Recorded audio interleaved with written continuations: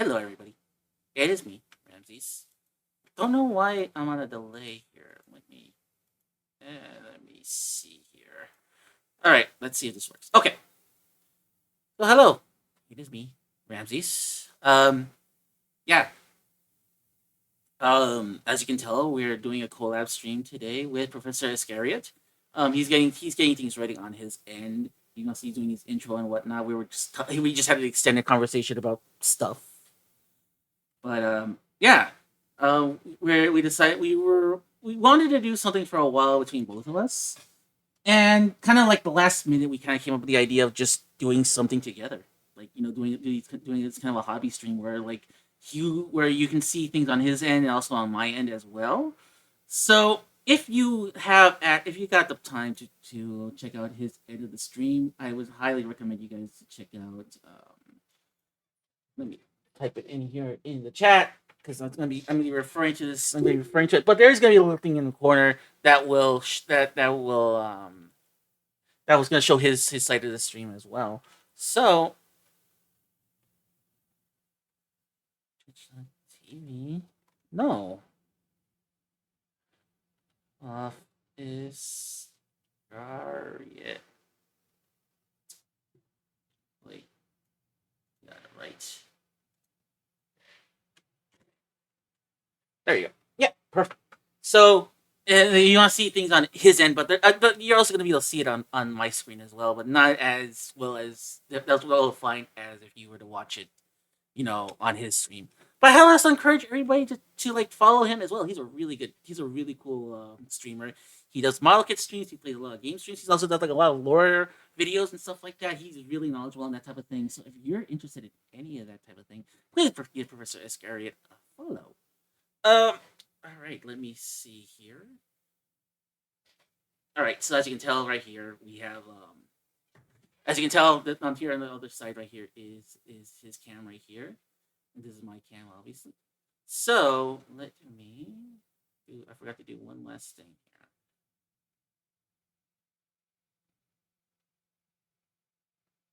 here. Hmm.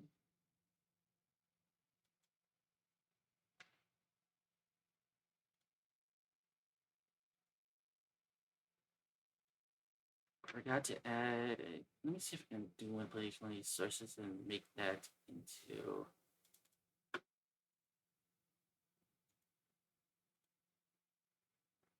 All right. So let me unmute Mr. Scariot.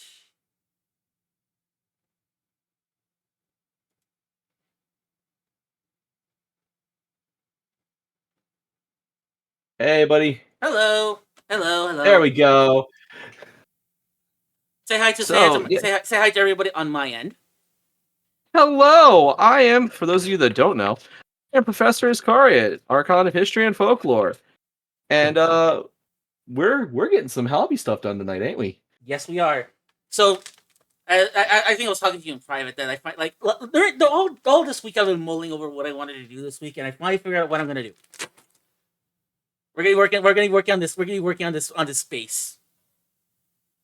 Oh, the action base. I kid. Meanwhile, I'm sitting here scrubbing the primer off my brand new stand here, airbrush stands. Now here, I like you convinced me when I went to your chat earlier to work on this bad boy. We're gonna work on the real grade Exia, the very first real grade. I cannot wait to like. Hell yeah. So it's not even open yet. That's how like fresh it is. I only some instructions.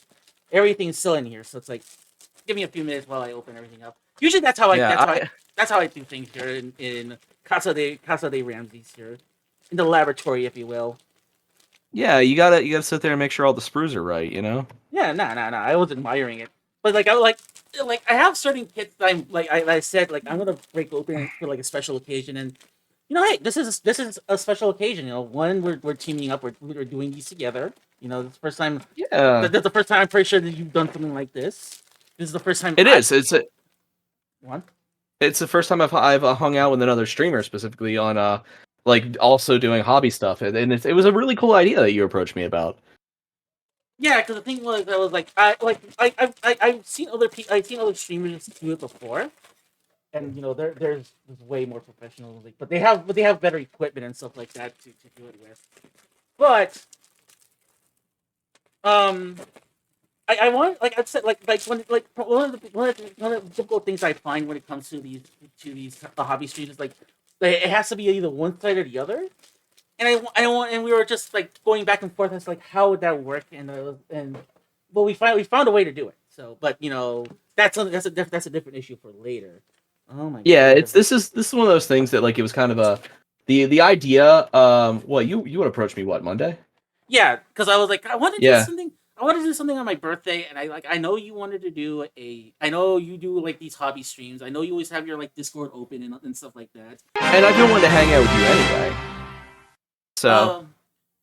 Oh, Greg Renee, thank you for the follow. Sorry. oh, awesome! Thank you, Renee. Thank you for following my buddy too. Oh, you're in. I can talk.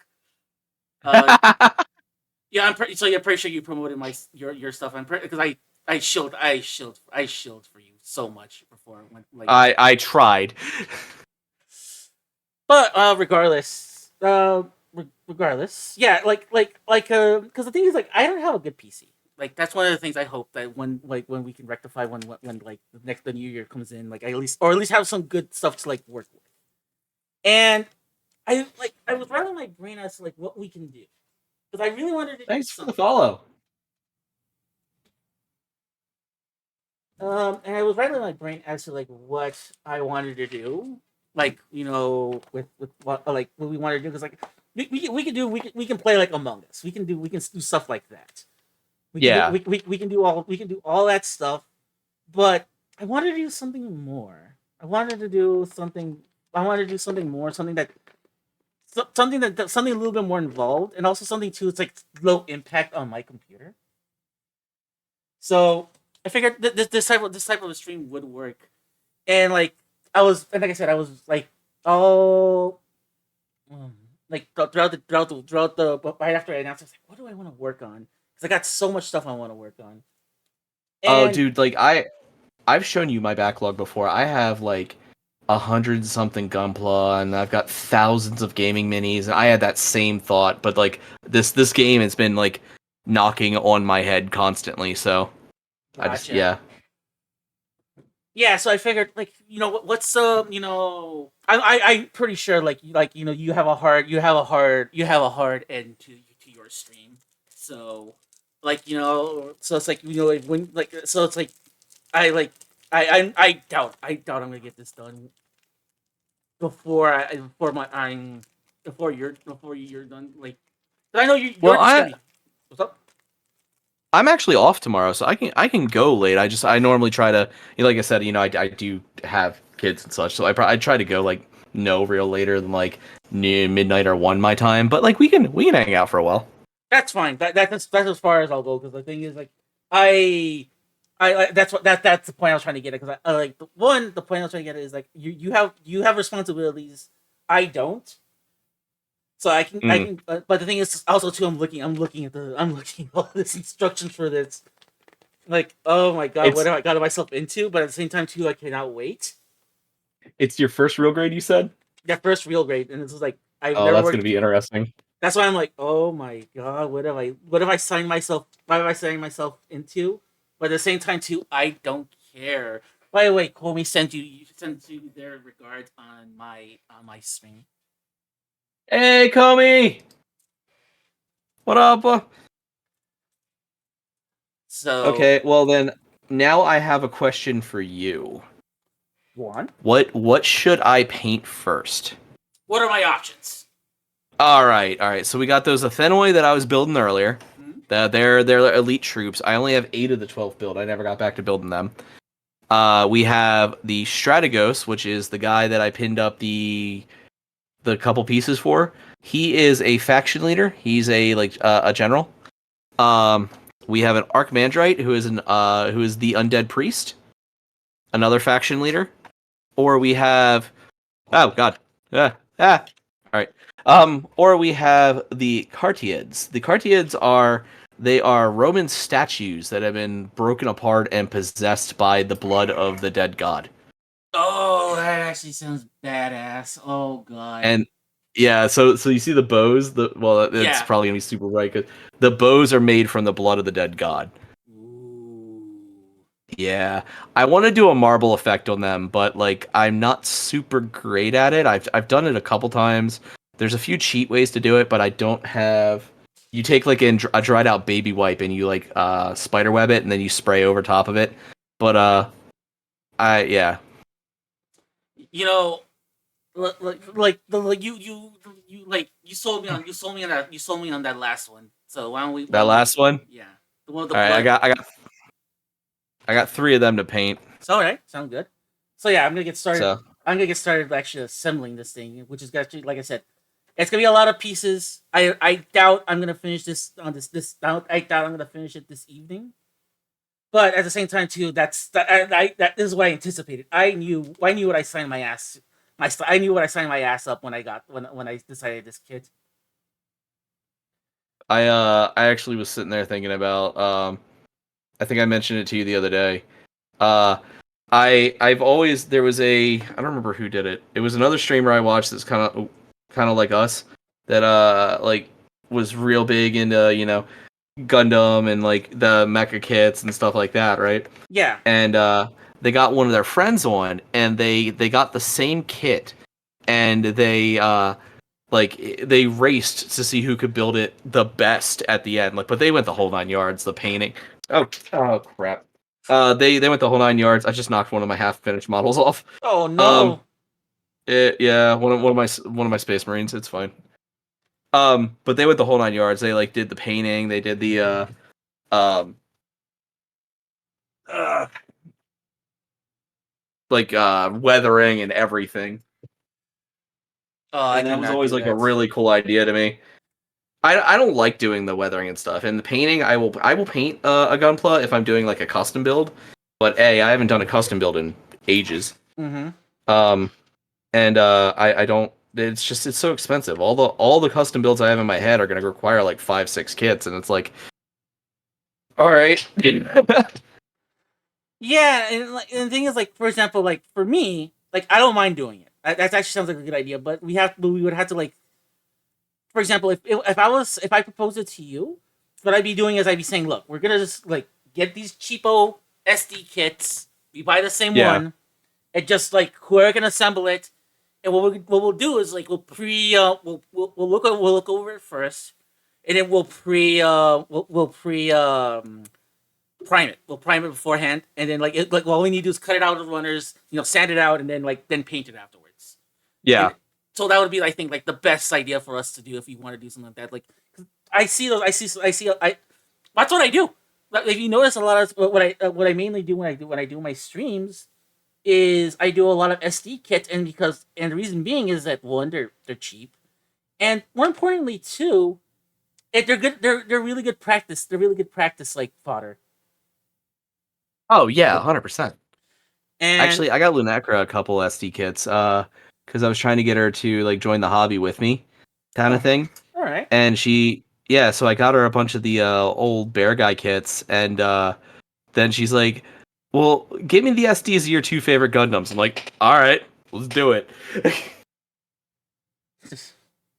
So she has an SD Easy 8 and an SD Crossbone. Mm.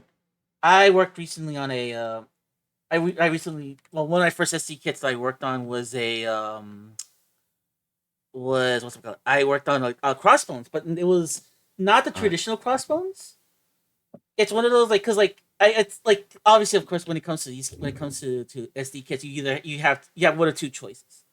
You have you have whatever kit, you have something that looks like the regular thing, like the yep. regular unit, and then you have another and then you have then you have like the gimmick of that particular series for like younger audiences. Like this is like the kid one, and I remember I picked up one of the ones that were more kid oriented, and it was the Crossbones. It I was love the Crossbone. and I'll post it later so you can check it out. And what it was, like, I don't know if you're familiar with like the Is it the Sengoku era? No, yeah, not the Sengoku era. It's like the Lament of the Three Kingdoms stuff. Yeah, yeah, of course. So like this. So what they did with this particular what they did with the crossbones is they made them into Ganyu. Oh, that's amazing. So Yeah, so there's the Sengoku Warriors SD show. yeah, Yeah. yeah, and then so there's that, and right now they're doing SD World Heroes, which is like there's some parts that take place in it take place in like the unification era of Japan, and then there's some that take place in there's stuff that takes place in like Arthurian times in England, and then they're just gentlemen thieves in like the 2000s for some reason. I don't know. I don't know. It's like there's one like I can run through down the list of some of the people that they're mocking, and I'm like, I don't know.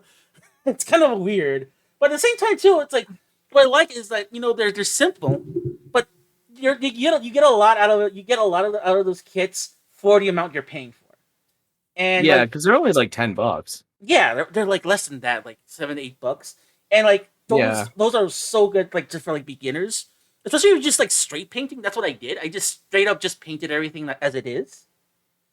I speaking of that, I adore that Gal Gaigar kit you did. Oh, I adore that thing. thank you. I think like out of all the kits I've worked on this year alone, the way that particular kit came out was one of my favorite kits of this year.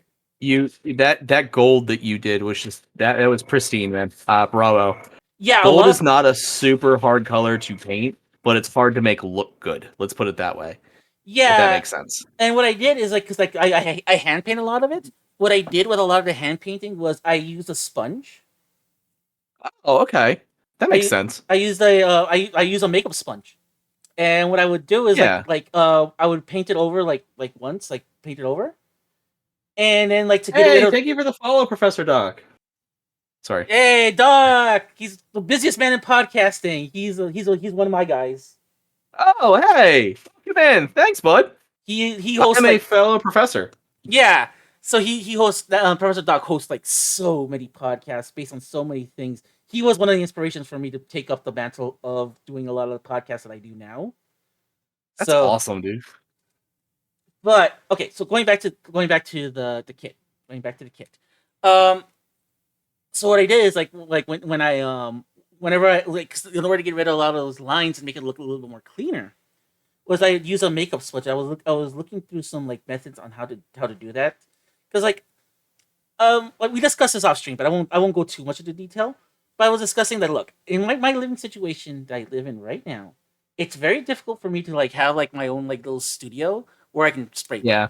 So where I can spray paint. So for me, doing these types of like learning how to hand paint is like the best option for me to do. So the fellow, there's a person there in this chat that we both know, Comey. Yeah.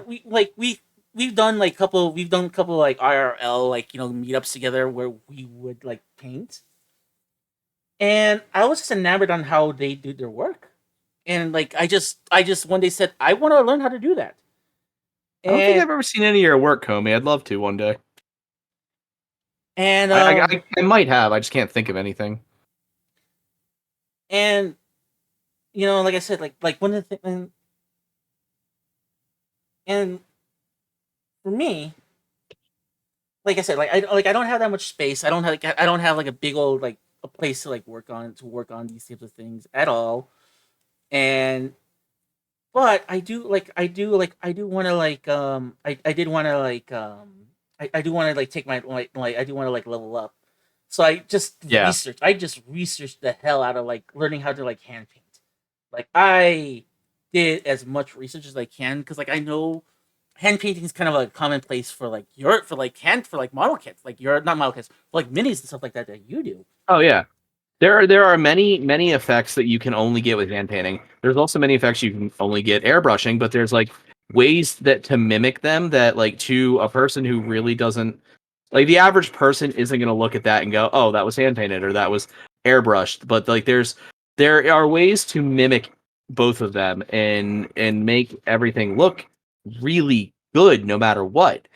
And it's just a matter of practice. And like, like using makeup sponges, like you said, like there's you can use makeup sponges to wet blend, and you wet blend your colors together, and then blend them with the makeup sponge, and then you can just toss a wash on top, and it makes it look like you did like a multicolored shading deal. Oh, that's interesting. Because what I did with mine was like in order to like clean up the because one of the biggest problems I had was like paint streaks, Yeah. and I used that to get rid of a lot of the paint streaks.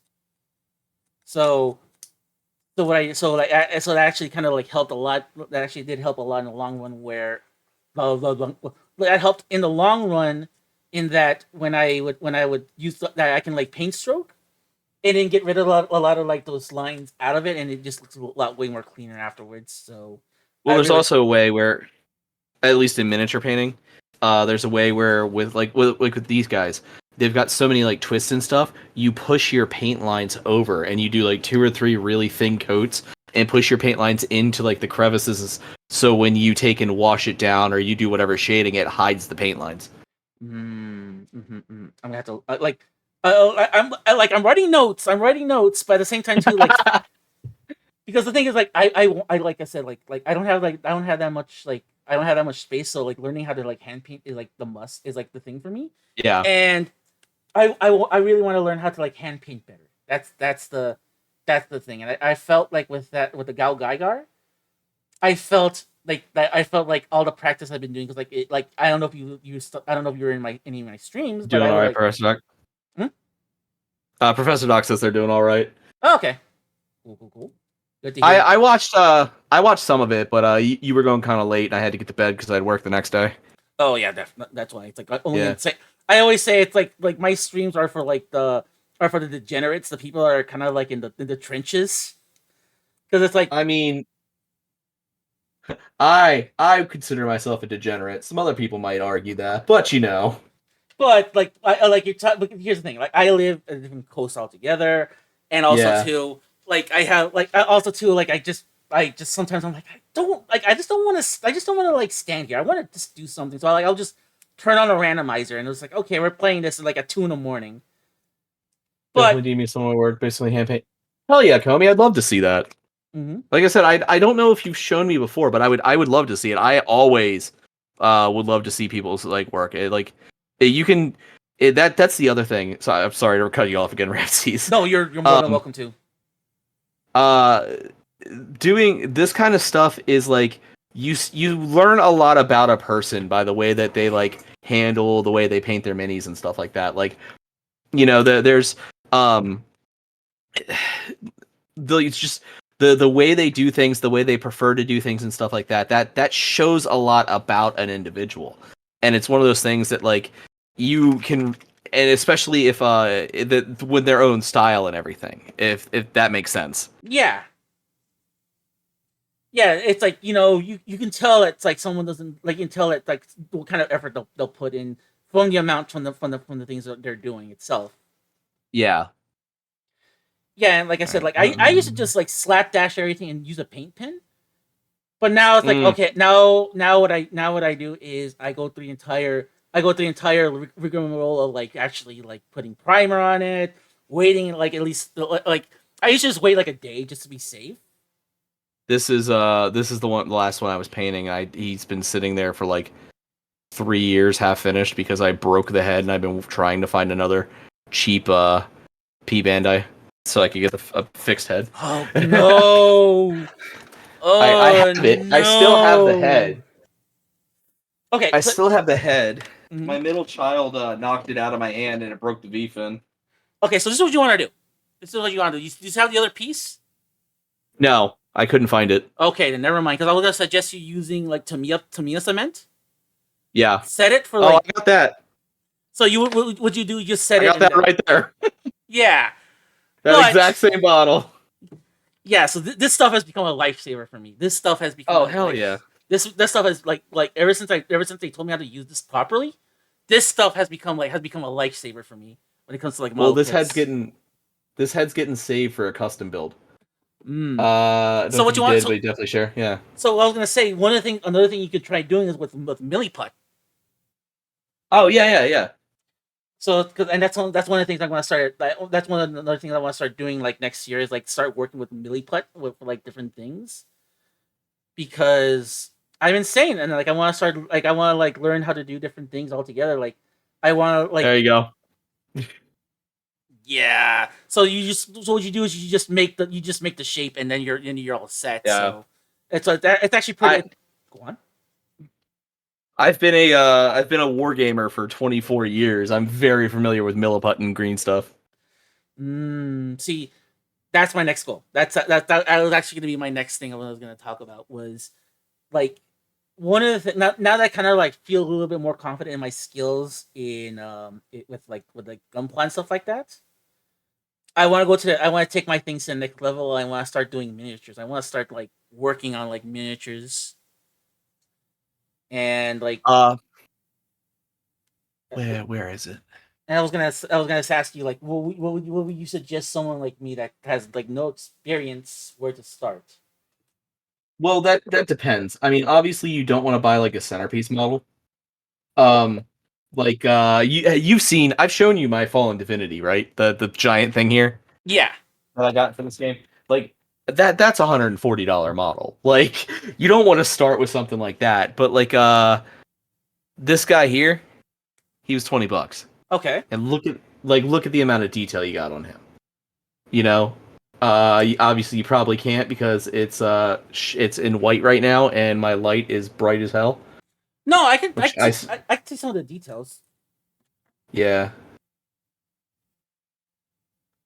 Anyway, well we'll get him once I base him. I'm still trying to figure out what color I want to do his robes in.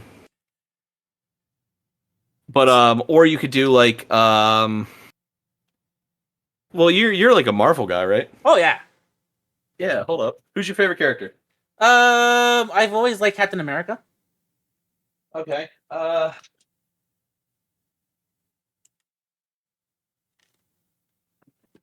There you go. $40. World War II cap and the original Human Torch. Oh, yeah. And I was looking at some of those, like those particular model kits, not model kits, those particular minis, because I own everything for this game. If you want to see it, all right, um, because they're like there is like there is one like mini game that like the hero clicks. What I want to do is like uh, I just want to take some like hero clicks and just like learn how to paint from those because I know those are like dirt cheap to find sometimes.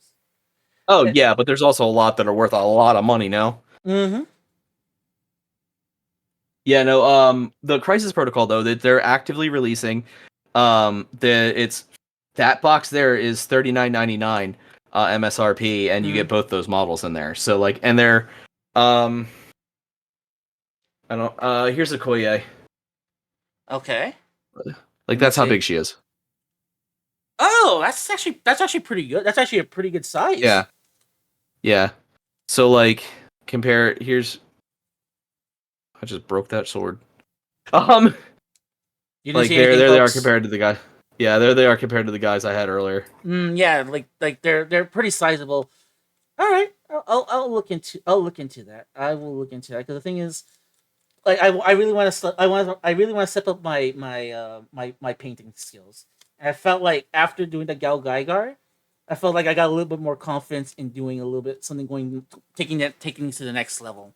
And I want to start Yeah, doing and I want to start doing that with that. I want to start like doing. There's a lot of things I want to do in 2024. I want to learn how to do miniatures. Like in particular, I start like I was kind of late to the Dungeons and Dragons thing, so I'm gonna start like working on like. So I think that's where I'm gonna start with like Dungeons and Dragons, and then like another thing I want to start doing too is I want to learn how to draw. So I'm gonna like to devote like 2 hours a day just learning how to draw, and it'd be like oh, I so. have long since given up drawing, but D&D though, if you want to do that, there's a company called well, you have to have access to a 3D printer. Um there's a company called Hero Forge where you can make your own character on D&D, and then you can print it and you can paint it. Like I have, where is he? There's my Furbolg Blood Hunter. Mm. He's got a broken sword. He actually has two swords, but yeah. Like, and that's a Hero Forge model. I just printed in resin. I just haven't painted it yet. Yeah, I've heard of Hero Forge before, and like that is that is a venue I could also go to because like I don't have a 3D printer, but I can easily like I know some people that can hook me up with that, so I can just go over there and just say, here's like 30, here's like $20. Can you like print this out for me? Well, also, I don't know about around your area, but around here, we actually have some of our public libraries are starting to have them. Yeah, that's Toby why it's says like they love Hero Forge. yeah, that's why it's like I was that's that was gonna say like a lot of the public libraries like for like $20 or like they'll print it out for you. It's like Yeah, perfect because like I yeah, print because one. a friend of mine is a IT guy for the county around here, and he was actually in charge of setting up the first set of 3D printers at our one local library. Oh, that's cool. So, yeah. Yeah, and like I did print out a few things, and they're basically like I used uh for me the like what I was doing at the time was I was just getting like custom like stuff for my action figures. Like when I mean Yeah. custom stuff, it's like it's like oh because because I collect Transformers. Right? That's my Okay, big yeah. that's my big thing. I love Transformers, and a lot of times when like during the last couple of years they've been doing they've been doing the Cyberman trilogy. And Yeah. whenever we released some of the figures, they were like, okay, we can release this figure, but we're gonna omit this particular part. And it's like, and it's like it looks so in order to like so you get like a Ferrari, and it's like they had to get rid of this. They had to get rid of the fin on. They had to get rid of like the fins on it, and it's like, oh, so it looks Oh, like because Ferrari copyrighted it or something. yes, and they don't want to get in trouble with Oh, that. that is dumb. So you can 3D you can get some 3D printed ones pretty easily Yeah. and just snap them on, and that's it. Like they like I'm led to believe, I'm absolutely led to believe, looking at some of the designs, that they knew that fans were going to be doing that, and left a lot of like left a lot of like holes in it to put in customized stuff like that. Like Okay, so on a similar event, how familiar are you with BattleTech? Mech Warrior BattleTech. not very familiar at all. My only experience with it is sadly the old cartoon that they had in the 90s. Okay, well, you know Robotech at least, right? Yes, I know that. Okay, so a lot of the original designs, the way that they were done, it's a similar kind of situation as what you were just describing with Transformers. A lot of the original designs were originally Veritech designs, Mallcross designs. Like the Marauder was the um, Defender. Um, Damn it, the non-transformable robots. My brain is blanking on their name. I'm blanking. Destroid. Yeah. Oh Destroid. yeah. Okay. So the Marauder was the one Destroid, and like the Archer was also another one. The Phoenix Hawk was originally the regular VF1. The Shadowhawk was the special one that Max had that had the cannon that came over his shoulder and stuff like that. Yeah. So when they first started releasing BattleTech in America, they the way that licensing laws worked then, because they didn't think anyone would ever be doing anything with anime at that point, was they only licensed the designs. They never licensed the actual rights to it. So when Harmony Gold got um, made Robotech, got Mallcross and Southern Cross and Genesis Climber Mospedia to make Robotech, they ended up tying the creators of BattleTech up in court, despite the creators of BattleTech having access to these for many, many years prior. All because they licensed the actual company and everything like that. And it was the same kind of thing. So these mechs became known as the Unseen. Just got to hear C Prof is we're both in a mecha fetish. It's fine, Siva. But the these were labeled the Unseen because they weren't allowed to use them. They've had redesigns and stuff, but Harmony Gold constantly like comes back and no, you can't use that, etc., and stuff like that. And eventually got to a point where the last lawsuit they had, which was around the time that MechWarrior 5 was coming out, a judge said, "Look, your Harmony Gold is literally one guy who's just being a little shit at this point." And Oh my god, I he, got something to tell you then. Keep going. yeah, Finish your story. but a judge finally goes, "If I see you in court for this one more time, I am going to like hold you in contempt, etc., etc." So they can't sue anymore. But for the longest time, they weren't allowed to release these models because they didn't have designs that were different enough from the Harmony Gold models. So when they released the newest set of them, they released parts of them so you could print the original ones. You had the new Mm. designs, but there were parts of them so you could print the original ones and stuff. Yeah, that is absolutely absolutely what I'm thinking what's have happened here too. And it's interesting that you brought that up because this reminds me of another court case with Harmony Gold and Transformers of all things. Oh, Because Harmony Gold is like the people that ruin anything everyone loves. Anyway, but no, it's actually quite interesting. I think that may be that this story may go hand in hand with what's going on as well. So, as you know, in Transformers, there's a character named Jetfire, and the original yeah, design was a VF1S.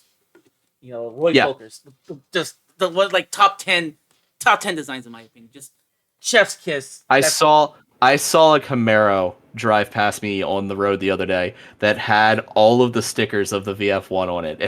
It was painted the same way. It had the side stickers. It had, oh my god, I loved it so much. I wanted to chase it and take a picture of it, but like I had the kids in the car. that Anyway, is you were saying. so.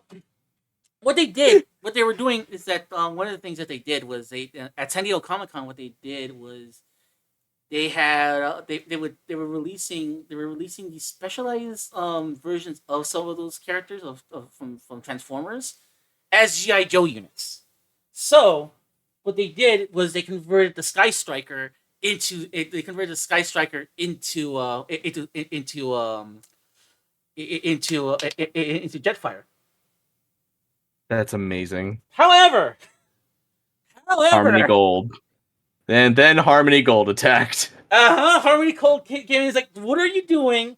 What the fuck are you doing with this design? You have to stop. You have to halt everything that we're doing. You have to halt everything. We theorized why would they do something like that? And it came right down to the fact that it's like the thing had like fucking fast packs on it. Yeah. There's Yep. nothing else on it makes logical sense why they would want to sue.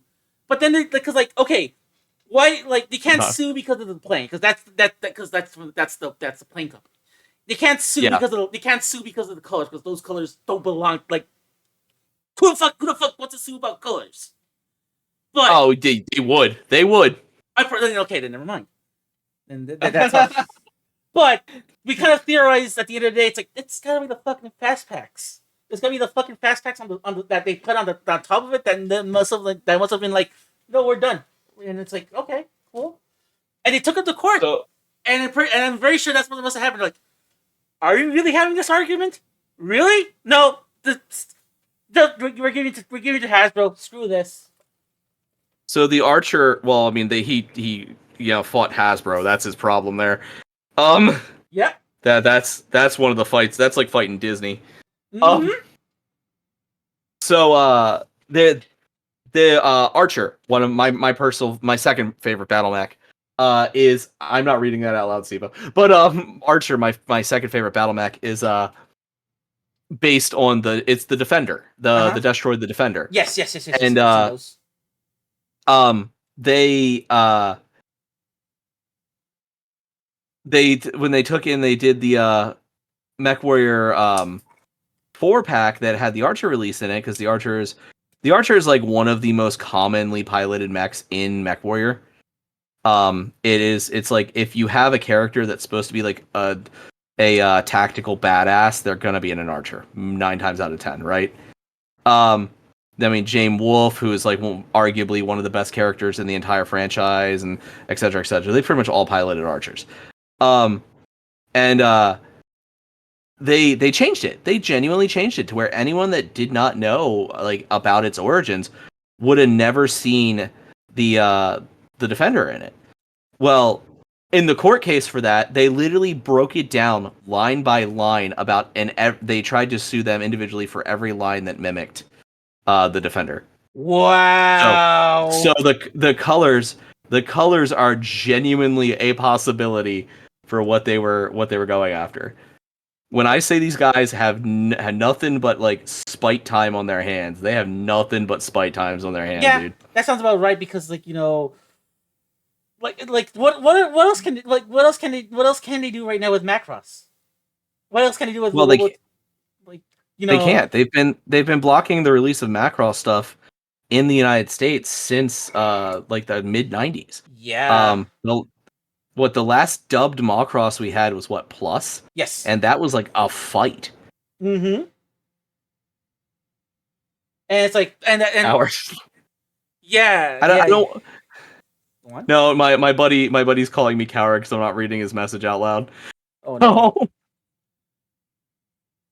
it's just it has a word. I'm not sure. I don't want to yell if I'm on stream with someone else. No, don't. But let's not for now. Let's not for now. Yeah, exactly. I don't want to get you in trouble, and I don't want to get in trouble either. Like I'm in good. I might be a degenerate, but I also want to keep my things in good standing. Exactly. But yeah, no, and that was one of the things that I found interesting. It's like no, they're pulling the same shit also with Transformers and possibly GI Joe as well. Another thing I collect a lot of as well. There's a GI Joe and Transformers tabletop game now. I saw, and I was talking to some people about that, and they said it's like with like the biggest problem with the game is that it feels like it feels way too much like they're trying to accommodate for like everything. Okay, so it's based on the I don't remember the name of the comic company that had them, IDW. but yeah, IDW. It's basically the IDW universe. Like you can play a Joe in a universe in a party with a Transformer and a Ninja Turtle character, No, like all together. it was a Power Ranger. Oh well, yeah, Power Rangers. I think they have Ninja Turtles in there too. Now, All right. I think. No, because I think that's a different system. But I think you can homebrew your way. You can homebrew your ass a fucking Ninja Turtle if you really wanted to. Yeah, maybe. Hell, you can home. You can. But I saw some of the rules. Like, if I really wanted to, I could just homebrew like He-Man if I wanted to. I mean, honestly, I'm surprised He-Man doesn't have one at this point. They were, but the problem was that they're going to they're going through some legal issues right now with the actual system. That's So, fair. That makes a lot of sense. But like I can homebrew something like really quick now that I have a little bit more experience. But go on. Sorry. Well, that's just I have a friend that really wants to play the Joe one, and I have not yet. So I was wondering if you had. I'm down for anything. Like like recently they announced that Final Fantasy 14 tabletop game. Oh And, yes, I'm excited for that. Like I'm Dude, gonna you try want a it. Sonic tabletop? What kid is Ramsey's building? Oh, apparently, my buddy Stevo is trying to watch your stream, but it's aggressively giving him ads. He's doing the real great Exia, Stevo. Mm-hmm. Sorry, I gotta make money somehow. This is my only source of income. He's fine. He's fine. He understands. All right. He was just saying, Yeah, I'm working on he's go on. He's a Gunpla guy as well. Oh, He doesn't really watch the show. Well, I'm gonna say this, and he's gonna shitpost at me. He doesn't watch the show. He just likes building the models, and he would get Zoids if they weren't so expensive. Okay. Let me be honest with you. There's a lot of kits I've brought over the last couple of years that I've just by vibe check alone I've brought. Like I've never seen any of the series, but by vibe checker, like okay, this unit looks so awesome, I will buy it. And a lot of it is the Dope Fighter stuff because that's what they were designed for in the first place. Yeah. Like literally gonna.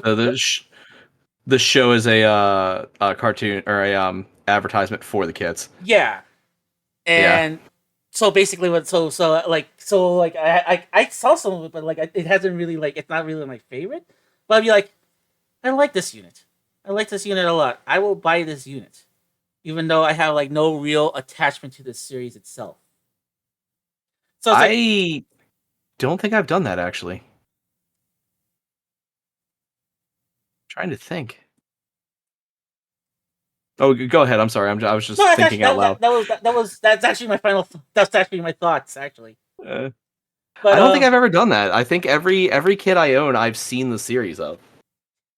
yeah, and same thing here. Then It's like most kits I buy, but like when it comes to like build fighters like Dive or like some of the other ones, like I am not bothering to learn it. It looks like something. It looks like something that I already built before, but it looks better, so I'm running with that. I don't actually get the Build Fighters kits very often. I watched the show. I actually liked the show. It wasn't bad, Yeah. but I don't buy their kits very often. No. There Go on. there's a couple I got, like the gold stray frame kit that I can't remember the name of. Gold. Okay. The Schwarzritter. Oh, Schwarzritter. Schwarzrider. Okay. Yep. I Yeah. literally remembered it as I said that. Mm. No, but hey, this is how I work. This is like I don't shame anybody because the thing is, this is what I say when it comes to that kind of thing. If you like the design and if you like the build of a kit, eventually, one way or another, you're gonna get to it. And you know what? Yeah. That's the important part. Exactly. So it's like that's why it's like when it comes to like people like like, I like the design and stuff like that. It's like I never like shamed them because it's like look, that design is so fucking awesome. Yes, of course, do what you may. But if you're gonna come to it, like, but do one day come to it, and like I do hope that you do enjoy something one of these days. he's It's like, got a warning for you. He says he's got the RG Exia kit. Careful of cheek plate. It's a pressure fit. When he tried to seat it, it went flying across the room into the Great Abyss. thanks a lot. The green, yeah, the green plate. Oh, thank you for the warning. Thank you so much for the Yeah, warning. Now I'm terrified. I would be the person to launch that across the room. No, like seriously, that would be me too. Because like so if something falls into the ground here, like that's it. It's like it's swallowed up by the abyss, Uh huh. and I ain't seen that until I ain't seen that until I vacuum. I hear a weird noise. And then you got to go digging through the vacuum. Exactly. Just doing Do one. are you? This is related to the conversation about digging through the vacuum. Are you familiar with any like war games really? Um, like I know like the lore of things. Like I know some Okay. things about I know about Warhammer. I know about all that stuff. I know about like I through like cultural osmosis through like other people. I know more about Warhammer than I think I should know.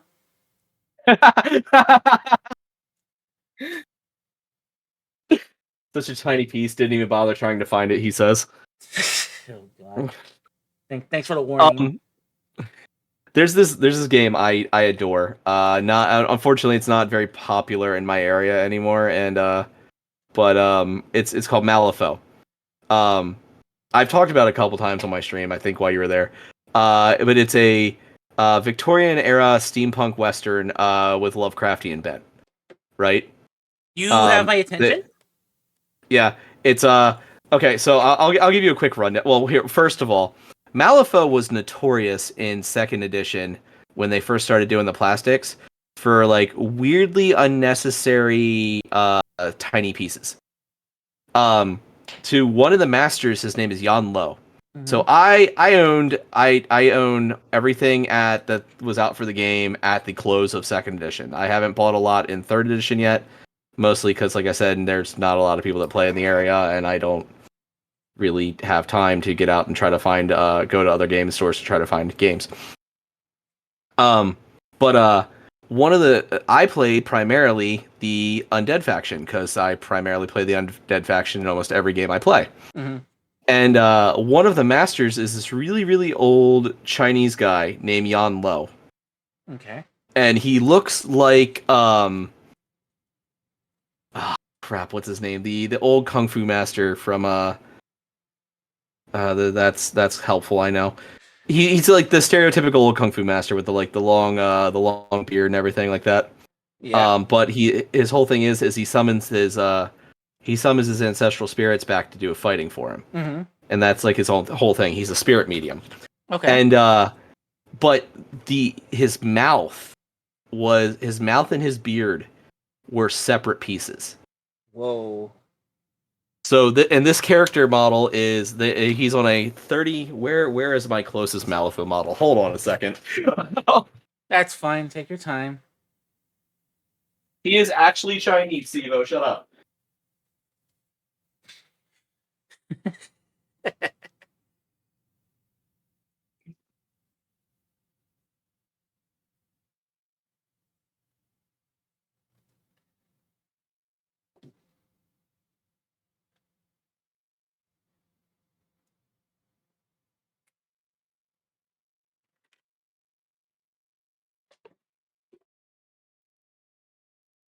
So one of the things that Professor Iscariot is getting things ready. One of the views that we have here on a Discord I follow is we usually put like a figure of something, and we usually save all of our we save all the stuff, all of our shavings right here. So as you can see, I have here Jinx from League of Legends because she's actually one of my favorite characters. I don't play the game, but I actually like the lore and everything, and she has a cool design. So I figured I put her in here. She's guarding my nubs. So I need a, yep. I'm an adult. I didn't laugh at that. So A6.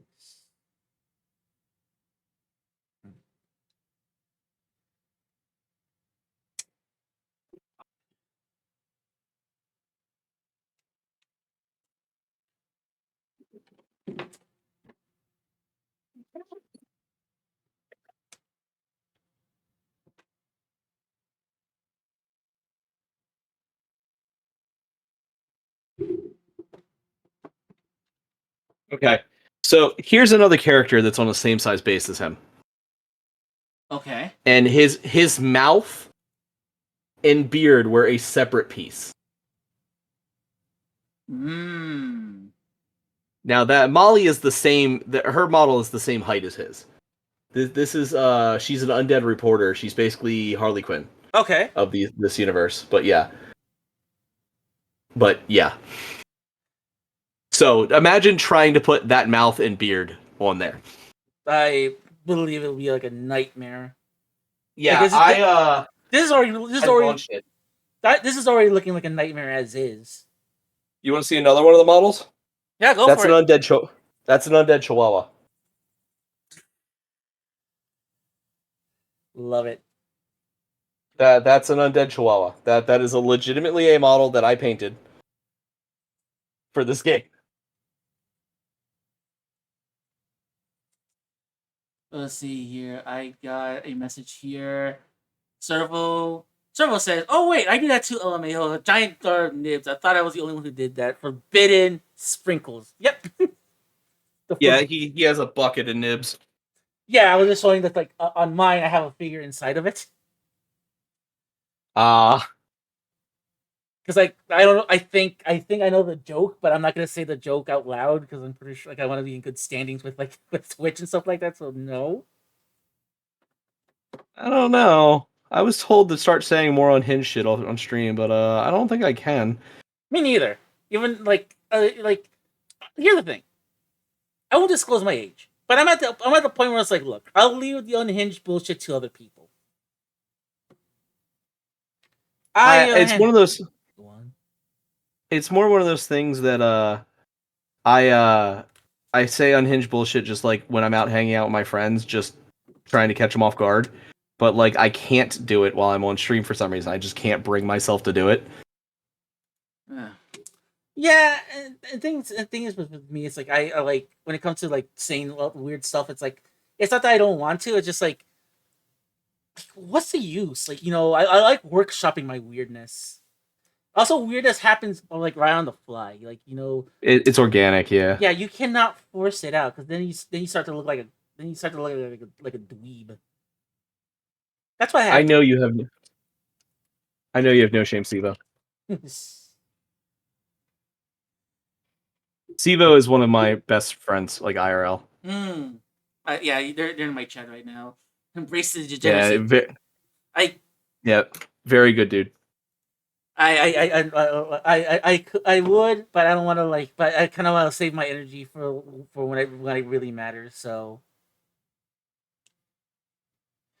uh, so no, I mean, going back to what you were saying about about someone you said you were just like about that game you're telling me about. Like, I know about that game. I knew about that game about the G. Alpha? No, about the GI Joe and Transformers one.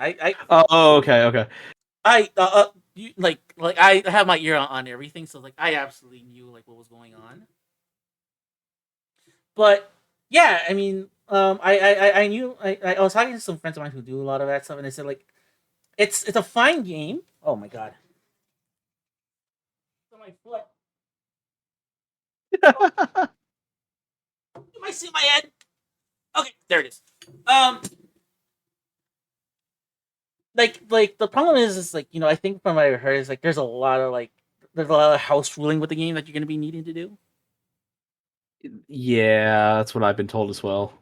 There's a lot of house ruling, but like, hey, if tell her if you find that guy, tell him I'm interested.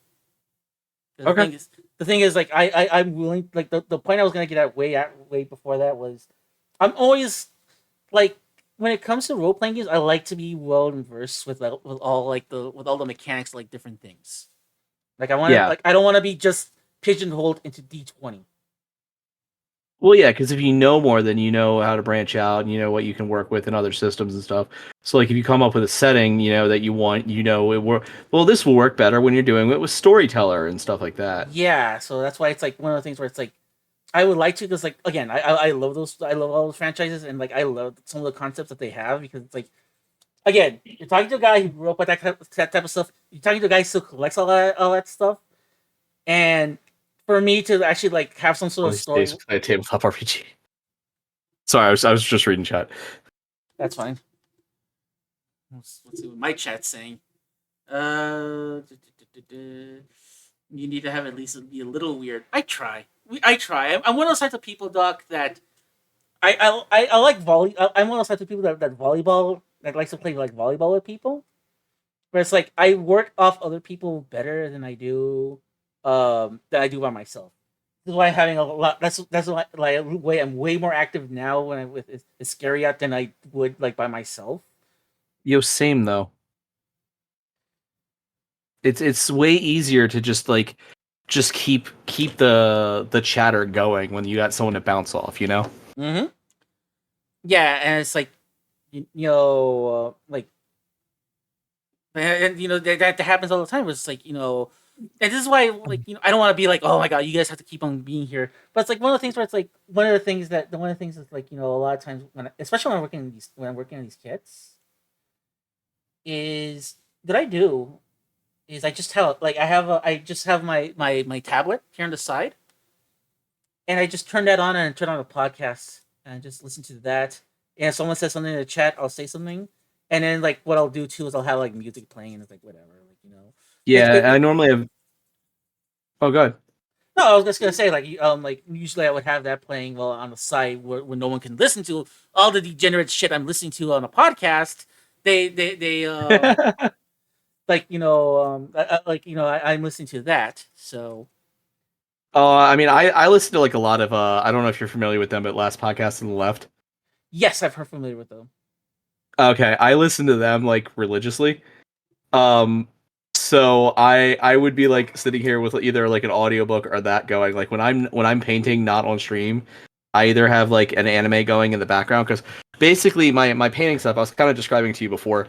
Um, my painting stuff I have a Nook, which is a little Intel PC. Um, they decided to drop a skull. Yeah, yeah. Hold on. Did you see the thing Sivo dropped on me the other day? No. All right, hold on. He wants me to paint this. I just haven't yet. Here you go. Oh, It's a dice tower he 3D printed. Whoa. And someone redeemed drink water. Give me a few minutes here. Let me Oh, like stand up and let me drink some water here. So because my water bottle's on the other side, so let me do that really quick. Also, gives me an opportunity to stretch. So give me a few minutes here. Not don't go away. I'm not gonna take you BRB. Yeah. But yeah. I don't know if you can still hear me.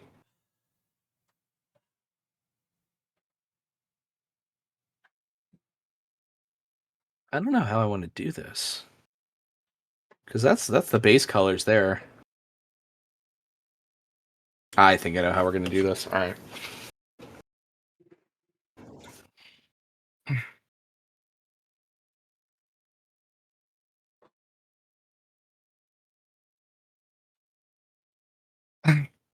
Sivo, should I try to do a marble effect on this, or should I just go with like broken stone?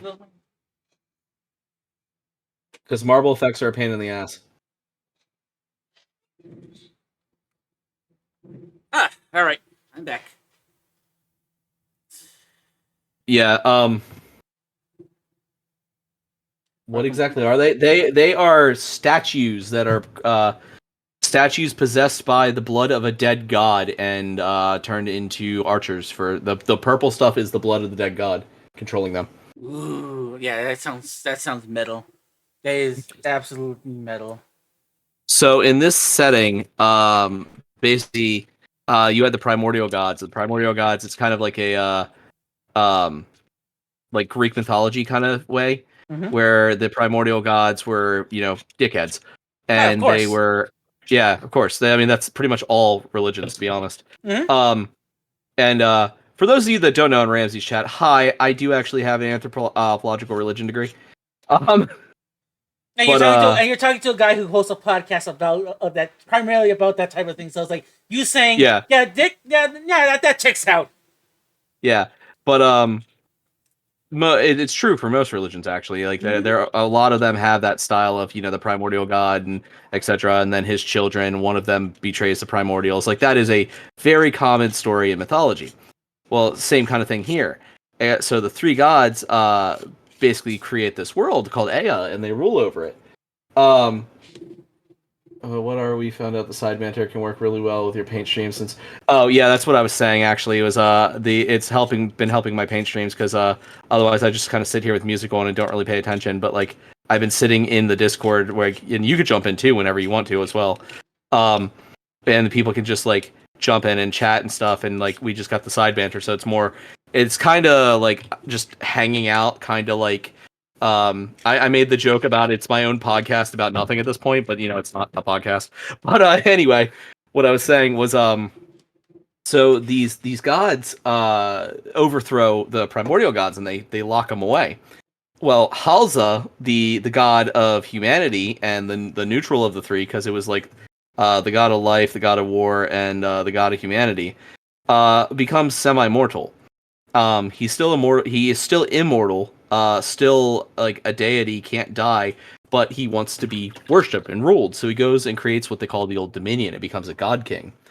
Um, and during there comes a point where he's basically going insane with megalomania, and he merges with the primordial god of death as he like his legions fight him and beat him, and it pisses him off, and so he merges with the primordial god of death, and in doing that nukes everything in the surrounding area and becomes this giant pillar of unholy fire that resurrects everyone that's ever been like prayed to him, and now his like priests and stuff can res them. So like I'm literally playing undead Roman legions that have been possessed by the death of their god, because their god went from being the god of humanity to the primordial god of death manifest.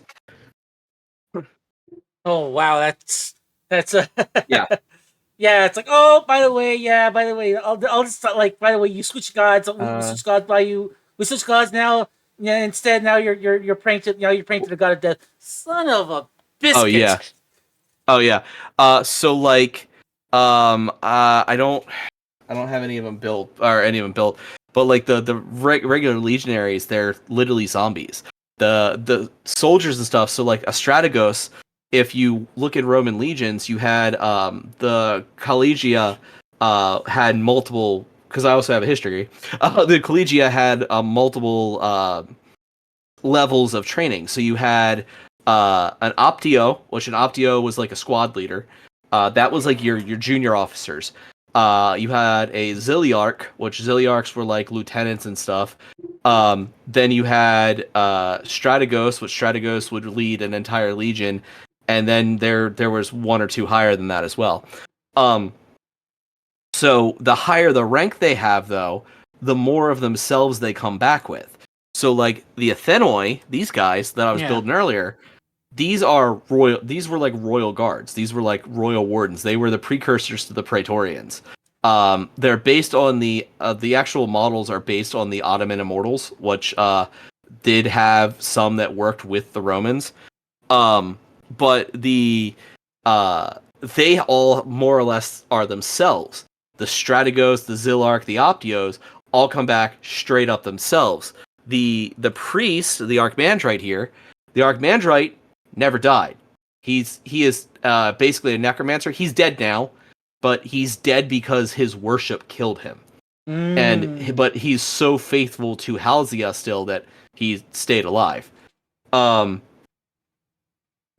so these were literally statues in the palace that when Halzia died, his power, which is the stuff I've painted purple here, his power broke them apart and is controlling them. There's another version of them which I didn't build. Where are my cards? Because this game works on command cards. So you actually flip command cards to see what you're activating at that time, which is a really cool mechanic. So yeah, so there's the Strategos, the Archimandrite. I got Cactophone. There you go. I don't know if you can see that, but the Legionary you can see is like a zombie in Roman Legion armor. Yeah. Oh wow, that's freaking cool. Yeah, I love it. I love it. And they're like historically accurate armors too. You got the Legionaries can be built as Praetorian Guard, which are just what they sound like. There's the Athenoi. You can see the broken burial mask, and you see the zombie's head behind it. The Varian Guard are Nordic invaders because there are Vikings in this universe too. But the Nordic invaders were murdered and raised as undead. But you have the Canophores and the Caryatids. The Canophores are the Caryatids, but they like picked up like sensors and stuff and use them as maces to beat people in close combat. And then I cannot wait to paint my Fallen Divinity. The Fallen Divinities literally houses demigod children that died with him because when his divinity died, it sucked their divinity out of them and killed them. And then raised them as undead minions. Gotcha. Yeah. Marbling would be best, especially if they're Roman related. Marble or maybe I was gonna do bronze accents, like bronze on the crown and stuff. And then I have some Nakia outside, which if anyone, where is it? Here you go. The GW technical paints, which as much as I don't like GW paint very much, these and their shades are really useful, the technical paints. You can get some really cool effects without having to make them yourself, because making them yourself is a pain. I need Great Cook Gray. And the last place I checked, that's where it always is. Yeah, exactly, Blue. What's up, buddy? Hey, Blue. What's up, dude?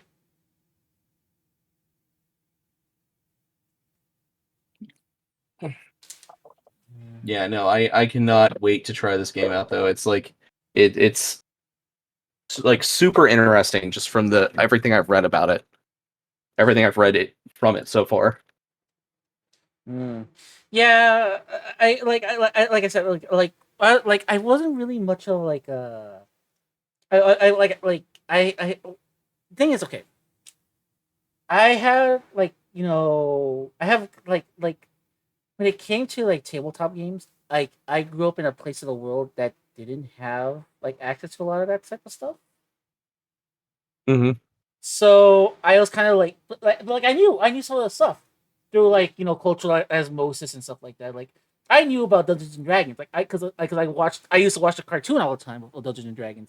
I played the Capcom games. I love the Capcom games. I think they're some of my favorite beat 'em ups. So I knew like some of the concepts of D&D and stuff like that from that stuff.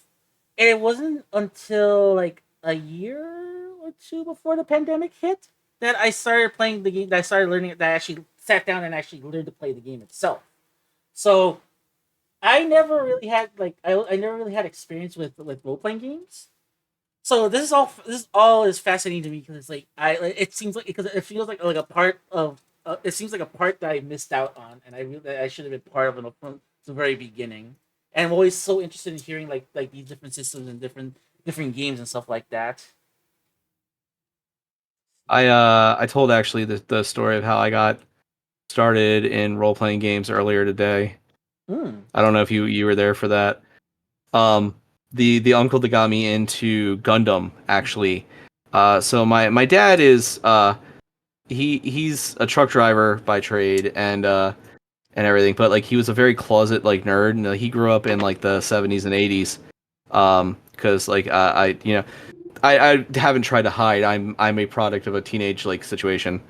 Um, so like my parents, I was born a couple days before my dad turned 20. My mom was in her senior year of high school, early in her senior year of high school, and um, but he never tried to, or we're gonna see how that looks before I do more of it. Um, he never really tried to hide like the nerdy stuff from us, but he never really sought it out. And then my uncle gets back from the Marines, and he goes, "Hey, remember how you used to play D&D all the time and stuff?" To my dad, and I'm like, "Wait, you used to play D&D?" Because at this point, I didn't know what D&D was. And he bought us. He was like interested in it and stuff, and I was still young, and I mean he talked about stuff like it before, but I it never put two and two together. Well, my uncle's like, "All right, well, I run a campaign, and like let's get the kids involved and stuff." So my dad goes and tries to find his first and second edition books, and Oh this is no. right around the time. Yeah, this is right around the time the oh I yeah third edition's coming out, Mm-hmm. and yeah, I don't like the way that looks. Um, he so he ends up playing with us and teaching us and stuff, but like he was like. And then I got talking to him about it later, and he's like, "Yeah, no, I used to love that kind of stuff, but he was in the era where he got severely picked on and stuff for it, and so he like went more towards being the car guy and stuff."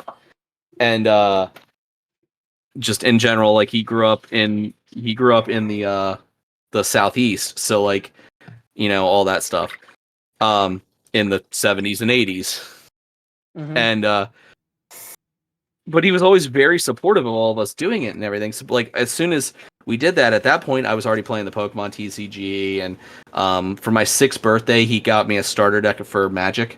Oh Um, yeah. Okay. Magic the Gathering. It was the Portals starter set, Mm. which I'm not allowed to play card games anymore, but that's another story. Um, but yeah, so like I owe a lot of like my modern day interest and like my life escapes to my uncle and my father, because like I wouldn't play Warhammer if it wasn't for him agreeing to take me into the Games Workshop on my 10th birthday. I wouldn't play miniature games if I didn't play Warhammer. I wouldn't know what role playing games were if it wasn't for him. And like then I met most of my friends now, or a lot of my friends, not most of them, a lot of my friends I met through those channels and stuff like that. Like a lot of my real life friends. Mm-hmm. So it's just a cool little thing. Yeah, and Uh, here's the interesting thing about about my I beginnings and stuff like that. If you're wondering, I again I I may have cheers, Will. when it comes Sorry, to I gotta hydrate. okay, that's fine. You got to hydrate as well. Okay. No, you're good. Go ahead. I'll read this after you're done your story. I'll Um, catch up on chat after that. that's fine. So basically, I was gonna say it's like I didn't start off with Dungeons and Dragons. I kind of got pulled into what they kind of pigeonholed me into first was Vampire the Masquerade, Oh, White Wolf.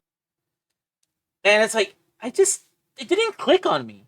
It didn't click the way I wanted it because I felt like a lot of it was like, and I said this. I think I said this on on one of my podcasts that I hosted. I felt like I was stuck in an episode of Game of Thrones, and I was like one of the ancillary characters. Like I wasn't. I understand what you mean by that. Where it's just like like all the cool stuff everybody else like. Essentially, I think I equate it to everybody else is at the fireworks factory, but except me. And I kind of It's want to one of be. those. Good. No, I was gonna say like I want to be at the fireworks factory. That was pretty much what I thought. Yeah. It's one of those things too. Like that's a hard one to throw you into the deep end because like it's a lot more role playing oriented. And from my experience, like new players and stuff are kind of iffy on the role playing aspects at first. You know. Mm-hmm. So like the White Wolf system really it rewards role play quite heavily. Mm-hmm.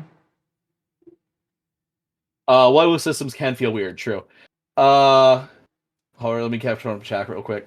Fine, annoyed at DVD archive. Just finished doing some Phasma Point and Luna. We're doing good. We're doing good. I think this is going great. Dude, that's awesome. Thanks, Gummy. Enjoy the lore and story behind games and stuff. Must distance yourself from the PvP. And yeah. Sivo will ruin all of our friends' lives if he gets into PvP. Nope, way too much. He's incapable of going half-ass on something, and it's kind of a problem at times. Uh-oh. It helps with other things, but he's incapable of going half-ass on other things. Which, I mean, I'm the same way about certain things, but not to the level he is. Yeah, I'd love to hear the story how you got into tabletops, Comey. Where is my Seraphim Sepia? There it is. Warm fuzzy kind of talk. Yeah, so the White Wolf system is actually one of my favorite systems. Kind of because we're gonna finish this one model, so I make sure I actually have my idea of how this works before we dig into the other two. Too heavily because you got to test the waters here. But the White Wolf system, I personally am really a big fan of roleplay.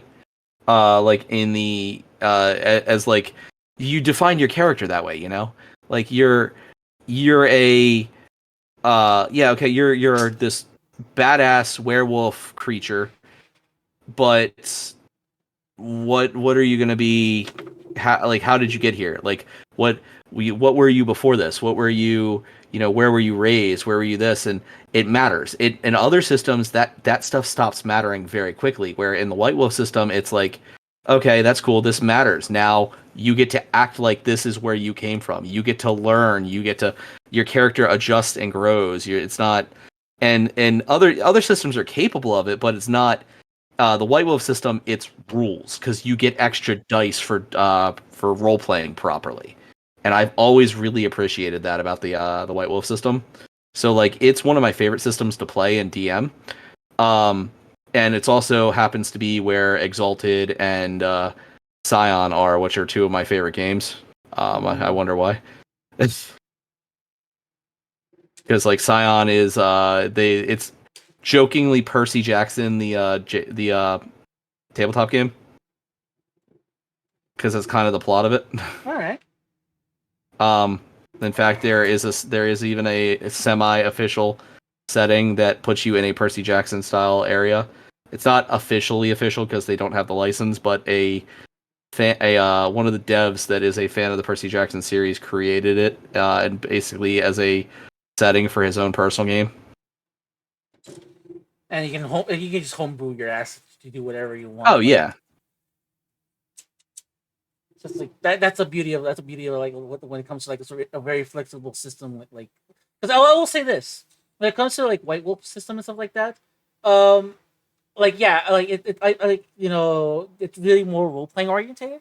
But I will give them props. That's like when it comes to that kind of thing. This is Dave the robotic assistant here to tell you to please read the rules on the panels. Simultaneously a boon and Please not no promotion. because Don't it's be a it's dick, more role and playing don't oriented, call but out because of that, lurkers. it's also more open Thank ended you on and the enjoy your rules. So time.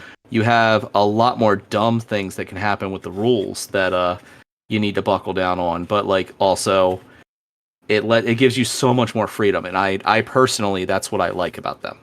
Yeah, and that's why I think that's the biggest problem. Is like I ended up in a game with like 100 other people. Oh God.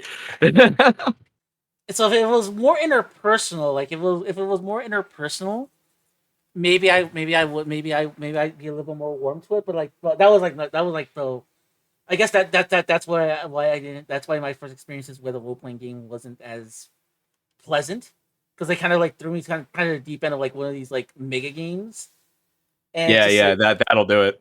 and then also too, it's like I don't really know what the plot is. They kind of just threw me in there, and like I don't know what I'm supposed to be doing. So it's like Well, I will. one. Oh no, no, go ahead. I was just gonna read what Siva wrote here. Um, but like I said, like it was afterwards. It was like it only was soon afterwards. But like a couple of years later, like I said, like it was like a couple of years before the pandemic started. That's when I started learning. That's when like a friend of a mutual friend of mine, not mutual, but like a friend of mine said like, hey, I'm running Dungeons and Dragons. Would you like to check it out? I was like, yes, I would. And they sat me down and they kind of explained to me like, okay, this is what you need to do. This is what, like the stuff that you need to do, yada yada yada. And and it was a lot more fun because like I got to like because one, it was a little bit more interpersonal. It was between me and a couple of friends. But I think more too, it's like like I got to I kind of like got to forge my personality as I went as I went through this. Yes. And because like I remember my first character I rolled, which was Nobel. She was a she was a bronze she was a bronze not bronze tiger, no, a bronze lion dragon. She was a bronze dragon who, Dragonborn. yeah, a dragonborn that Yeah. she's seen a lot of war. Like she's essentially a mercenary, but she was kind of like the story over is that she was kind of like the biggest like of the group, and she was kind of like an outcast because of it. But she was so enamored. But like as her adventure started going, as she was adventuring with her group, she started becoming more and more. She was going more and more enamored with like the natural world, like the natural world that they were living in, and she just and then like when it happened because but it was almost by accident because I just for some reason like animal handling. I had like for some reason like I just was really good at animal handling for handling. So like I just started like I started like making my character more and more intuitive to like nature and stuff like that. And eventually I was just like eventually when it was all resolved, what I did with the character was like I said like I like originally I was like okay I'm gonna go off and do it. I'm going off to like the sunset and do another battle. But then I'm like no, what I think I'm gonna do is like I think I'm gonna hang my armor here. And if I'm needed for like whatever reason to save the humanity, I'll be here. But I'm gonna be a farmer. I'm gonna take care of all these animals that I help that I help rescue throughout my adventures, and I'm just gonna start a farm. Just, I mean, that's a perfectly reasonable way to go after doing all those things. I it's funny you say that. One of the characters I've been trying to play for like 3 years now. I talked about him earlier today. Um, he's a kind of a similar situation. He is a silver dragonborn ranger who's from a renowned mercenary family, Mm-hmm. and but he's the smallest, and he was like held back and trained as their skald and stuff because and to him in his mind he's being laughed at and stuff, but it's really like them trying to protect him, and like skald is they're based on Nordic barbarians, so like are Nordic Vikings. So like a skald is still a very important position because like that's their record keepers, that's their storytellers, that's the people who train the next generation, and they're very very heavily respected. But he just sees it as everyone else is allowed to go out on these campaigns and stuff, and he's not. So he stows away in the middle of the night trying to go with his brother during his brother's first leadership campaign, and basically sends the whole tribe into like DEFCON 5 because he's the next Skald. He's the child of their leader. He's the next Skald. He's like everyone's little brother kind of thing, and he's trying to prove himself in their eyes, not realizing in his young dumb teenage mind that he doesn't have to. And like that's the whole plot of the character. So the character is like very like kind of a weakly a little bit. He's a ranger, but he's a dual sword focused monster hunter style ranger because in his Ooh. mind he has to, in his mind, he has to kill the biggest monsters he can to prove himself to his family, because he doesn't realize that like his family, he thinks his family's looking down on him, so he's trying to prove to him, prove them. And that I've been trying to play this character for like 3 years, and every time I get him set up in a campaign, things fell apart. Sivo's mad because the last game I was going to play him in, the last 2 games I was going to play him in, were ones that Sivo was running, and it keeps falling apart. Mm. And Comey brought up a good point, because Comey helped. I owe a lot to Comey, helping me with like define the character of Nobel. And they said like, yeah, like they helped me a lot in helping with the gender identity stuff. Yeah. So I really appreciate their help in getting like finding like the voice of the character and stuff like that, and eventually like it all worked out at the end. So, but thank you, Comey. Thank you for reminding me of that. Yeah, it's great if you actually like can go down those paths, but like you got to really know your table before you can go down those paths. But yeah, Siva says, yeah, White Wolf really loves their social hierarchy and can really fuck you if you talk to the. Yeah, that's true. Actually, there's a worse game than White Wolf for that though, and that's have you ever heard of Legend of the Five Rings? No, but like that, like already that sounds like a red flag. But go on. Legend of the Five Rings takes place in like Warring Kingdoms era, in a setting based on Warring Kingdoms era Japan.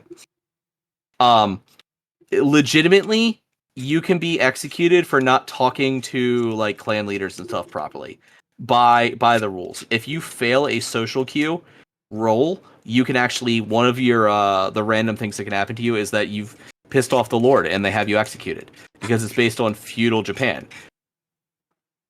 So you got some of the clans you play actually get bonuses, because like the clan that mans the wall, because there's like think about like the Great Wall of China, but it's like between the quote unquote civilized lands and the lands where all the demons and stuff live. They're considered like super barbaric, so they get a pass on a lot of the social faux pas. The clan I like playing is the Scorpion clan, which they were ordered. The original emperor ordered them to be like his underhand. So you've got the lions, which are like the imperial guards, and they're his right hand. Well, the scorpions are his left hand. They're the hand you never show people. They're the hand that's willing to do the dark things so people don't have to tarnish their honor. And that's my personal favorite clan to play in that game. But yeah, so like we have had situations where we didn't bring enough tribute to a lord, and we had to escape because otherwise we were going to be put to death. Oh wow! Yeah. Like hey, what's up, man? What you doing? Oh, we didn't bring enough mirth, didn't we? Yeah. On the other hand, though, we also have the situation where my buddy who's playing a crab clan, who is the aforementioned wall holders, there he didn't bring anything because he didn't. It was kind of a surprise that we were going, and the rest of us all were like, we had something of a like heirloom or something we could give him. So he goes, I'm gonna give you a haiku, and he like sits there and he thinks for a second, and I mean, to be fair, he was fairly well drunk at this point, but in real life. Oh no. And he just goes, sit on wall, we do. Crab, I pinch. And there was, everyone started laughing. And the Lord's like, because you're a crab, we'll accept that, because that was articulate for a crab. Ow. I would have went with the, you know what? You made the Lord chuckle. You pass. Yeah, it was stuff like that happened all the time with that group. That's the same group we were playing Exalted, and we had in Exalted you have characters that have pathological needs to do certain things. If you're playing Solar Exalted, well, his pathological need was he was basically a pathological kleptomaniac. There is a lore canon reason for this. Basically, the Solar Exalted were like the heroes of the world, and when they overthrew, it's another one of those the gods overthrow the primordial god stories. Mm-hmm. And when they overthrew the primordial gods, each of the gods empowered mortals with a fraction of their power to be their foot soldiers. And the Unconquered Sun created the Solar Exalted. Well, the Solar Exalted were like the soldiers. And the when they overthrew the primordial gods cast a curse on them, where they have instead of being these virtuous, awesome like people that they were prior, they will eventually have the inverse happen when they hit a certain level of their virtues. Their personality entirely flips until they burn their virtue levels back down. So like a truly altruistic person will become like the most greedy person on the face of the planet and stuff like that. So he's playing a Nightcast Exalted, which Nightcast Exalted were the thieves. They were the subterfuge people, and the Nightcast one of their traits is that you can take basically for easy character creation is that they are kleptomaniacs because that is how the flaw presents itself in them. So we're standing there talking to an alchemical exalted, which are souls that have been put in cyborg bodies by the one god, and their souls are in gemstones, and the gemstone is on her head, and she's telling us where we have to go next for this campaign. And he hits his virtue limit, and he rolls for it to try to like ignore it because you can ignore it, and he fails, critically fails. No. And the DM just looks at him and goes, "You reach up," and he had one of his charms, which are like their spells, is he could phase through something until he finds something he wants and then pull it back. So he phased into her head while she was mid sentence and just yanked her soul out of her head, and it just instantly kills her. And she drops dead. The act that he just killed another exalted instantly shunts all of his virtue level, and he starts screaming, "I put it back! I put it back!" And he's just slamming the soul back in her head, but she's already dead. They can't do anything about it. It's fine. It's fine. It's fine. It's so good. It's so good. I put it back. I put it back. Everyone's fine. We're good. She's dead, dude. It's like 5-second rule. 5-second rule. Exactly.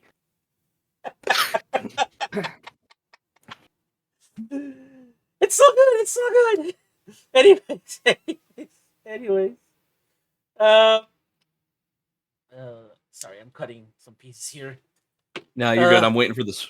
I'm waiting for this wash to dry. I don't want to dig into the other two until I know my color scheme's going to look good. I underestimated I underestimated how long this is gonna take me. Like That's a real grade.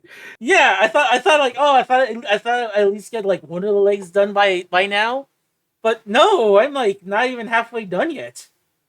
Real grades are just 1/144th scale perfect grades. Yeah, I'm learning that. I'm learning this the hard way. I'm not complaining. That's right. You said this is your first real grade. Yeah. Only reason why I didn't buy them because at the time they were just way too expensive. But then all of a sudden like Amazon had the Exia for like $20. I'm like, okay, you're gonna come with me. Okay, you're gonna come at me with Exia, and all right, fine. And then I think like what not Black Friday, but it was one of those weird Amazon like special days where they were giving away stuff, where they were having specials. That's when I brought the Wing Zero for like another $20. I'm like, okay, fine. I'm definitely afraid of working on that one. I heard the Wing Zero one's not terrible. The Wing Zero custom, I mean. Oh, it's Angel Wingy. Yes, that's why I'm like, okay, if it was regular ass Wing Zero, fine. But this is the Angel Wings, and it's like, Steve says he honestly still prefers the MGs.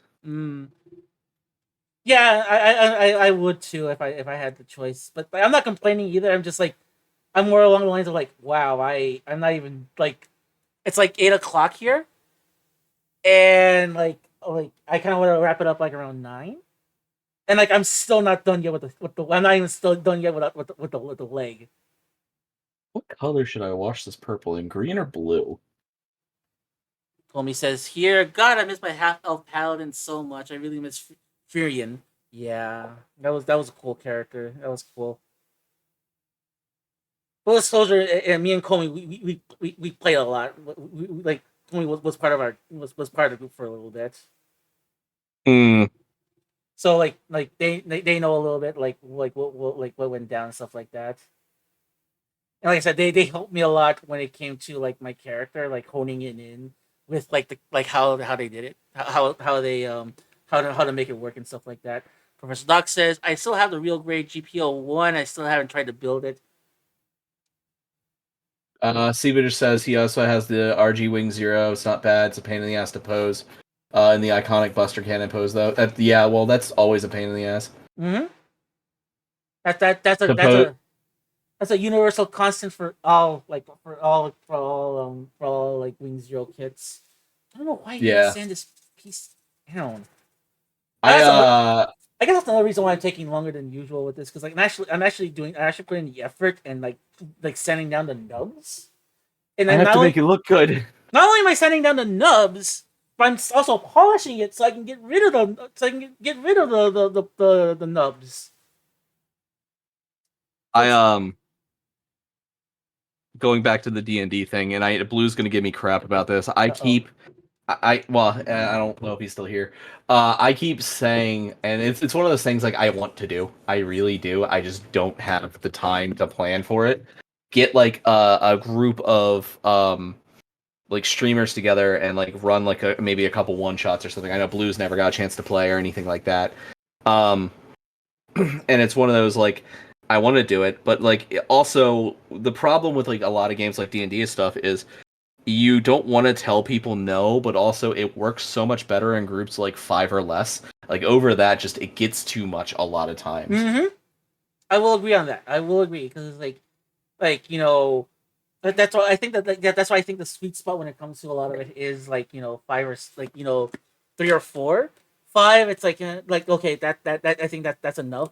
But then you start adding more, and it's like okay that's when the problems start to arise, and that's when the bullshit starts to to accumulate. Yeah. Comey said they're down. Yeah. Can I pretend to be a streamer if you get to play? No, Siva, I'm gonna make you run it. Yeah, so yes, you're gonna have to like learn how to use OBS and learn how to like learn everything, how to use it. Oh, he already knows. Okay, I'm also down too. If that's the case. Yeah, I know Blue's down, I know I's down, Comey just said they're down, you're down. I know it'd be no problem. And like it's one of those things like maybe do one group and then like get whoever I couldn't get in the first group later with something else. But it's like I need time to plan this stuff because it's so much work to DM, you know? Yeah, Sivo used to stream Final Fantasy 14, so they know how to do it. Oh, no, not today, bot. Not today. I am not allowing you. What did Bot do? I got a bot that says here, buy, use Bitcoin to like get more viewers. Like, fuck no, I don't need no damn Bitcoins. I got a thing called talking to Yo, people. does someone want to give me Bitcoin? Like, I pay my house off and I can be here more often.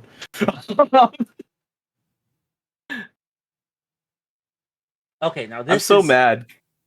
This is interesting. I'm so mad about that because like a couple years ago, I there was something I signed up for and they gave you like 2 Bitcoin and it was just like such a novelty thing and I thought of like oh this will never amount to anything. So there's just a wallet out there I have no idea how to log into that has 2 Bitcoin sitting in it. Oh damn, that sucks.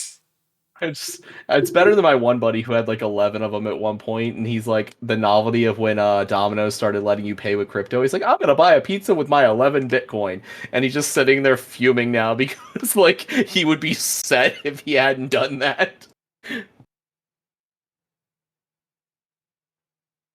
Sorry, it just they actually do something interesting with the kit. I'm noticing they do something really really interesting with this kit, and that is how it has like these how it has like the transparent pieces on its leg. Yeah. Yeah, you have like there's transparent. There's like there like these things you actually apply on it, and I'm like, wow, that's actually that is dedication to like the actual look itself. That was another reason why. That was another reason why I wanted to build this kit because like I don't want to paint. I don't want to paint. I'm pretty sure like by the time this is done, I don't need to do any more paint than I should. So Just probably some touch up for the nibs. Yeah. yeah. Hope that pizza was good. I hope that pizza was good too. I wouldn't mind running a one shot if they're honestly more difficult. You have to maintain a pace. Yeah. One shots generally would be it. Like I say one shot, but it probably end up being like 3 or 4 sessions. It's just like one of those one adventure kind of campaign stories would be what I would be aiming at.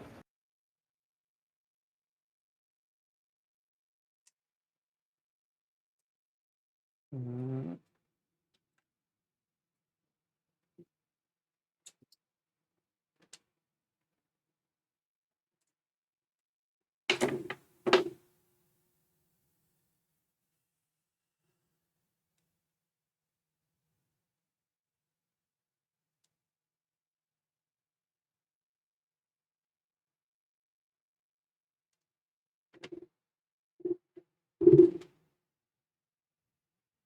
All right. All right, so we're gonna wash this in Drakenhof Nightshade, which is like a blue. So we're gonna wash. Um,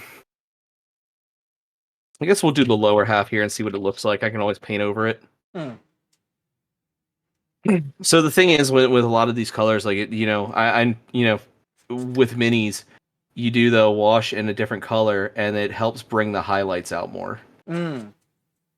So like you do this, and then you do a dry brush over it with like a lighter shade, or even the shade you just washed, and then you edge highlight an even lighter shade. If that makes sense. Yeah, Do I have to explain any of these terms? no. It's like light grading. So it's like Yeah, exactly.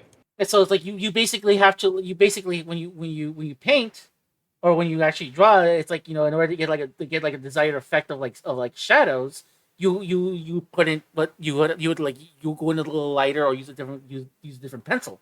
In this case, you're Yep. using like using a different wash to to come out to come out so the colors can come out a little bit more cleaner. Exactly. There's one thing. There's like a couple of them though that like are really important. Like if you do a um yellow color, because yellow is one of the notoriously hard to color to paint in miniatures. Mm-hmm. Just yellow pigment is not very strong, and it does not work super ultra well. You want to paint your yellows, or you want to wash your yellows down with a brown, Mm-hmm. and it adds like a darkness to it, and then it'll actually let you highlight it more. It'll take your yellow and turn it more of an orange, and then it works as a really good base for you to go back over and build that yellow back up. Yeah, that was one of the things. That was one of the things I was struggling with for the last couple of months. When I decided, okay, look, I was having issues with my paint. When I was painting stuff when I was painting when I was doing a lot of my model kits, the problem was I was having with the white coat. I was having a lot of problems with the white, making sure like it was sticking. I think I Uh-huh. told you this. That Yeah, you with white's the same. Another one of those you want to do with the blue. Yeah. So, but when I did my Gal Geiger, what was interesting is, um, it was originally I was just gonna paint it all. I was gonna paint the entire thing I was gonna paint the entire thing gold. But then I was like, okay, I'm gonna get fancy here. I'm gonna get really fancy here. I'm gonna paint some parts. I'm gonna paint some parts silver, and I'm gonna paint the teeth. I'm gonna paint the teeth white. And I think what ended up happening was like I used that. I used that. I had already painted it gold and I painted that over, and I was able, and that was like the trick right there to make it stick, and I was able to Yep. actually make it work. Yeah, that's it. Yeah. So with white, did I ever show you the Space Marine captain I have that has the wings? Nope. Okay, I can grab him real quick. I did the wings in. I can actually show you the color because I have it right here. Actually, it's right here. It's like this. This is like blue gray. Mm-hmm. It was the base color. It's actually what I painted these guys in. So that's the base color, right? Yeah. And then let me grab him.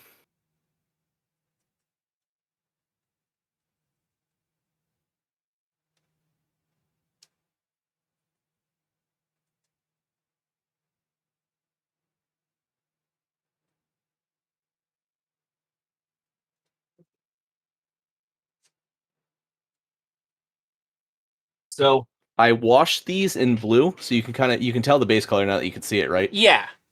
And then I washed them in this color, the blue, and then I went over and picked out the edges in where is it? This color, like straight up white. Mm-hmm. And that's like one of the better ways to do like a dirty like a white that's in motion and without like easy highlights. And it's not a lot of work, but it gets a really nice effect. Yeah, my biggest problem right now is making sure the paint actually sticks to like with the surface. I'm starting to learn like okay, I can there's multiple things I can do to alleviate that. And I learned like when I learned I learned by doing with the Gal Geiger, that like I can do that. Like I can paint it one way, but like give it like a light paint, and then like then like paint that over it, and that should be able to like make it stick better. Because Yeah, or just another round of primer would also do the same effect. Because like Yep. one of my God, I can't believe I'm going to talk about this.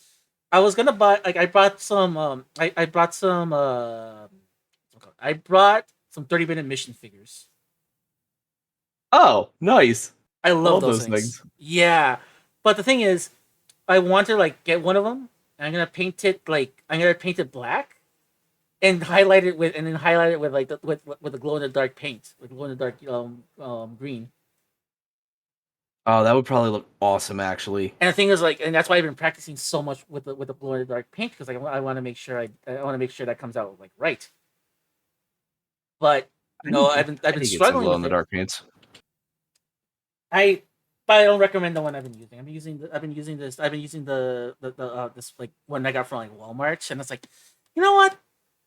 It's fine, but maybe I should like level up and buy some like real real paint instead of just buying stuff from like Walmart. So it's like I think like next time I get some, next time I get some cash in, I think I'm gonna like invest in some actual like paint as opposed to like using craft paint. I think that's another big Yeah. problem. I think that's another big problem. Well, people have use craft paint before, and they've done some incredible things, and like I've done some great things with craft paint as well.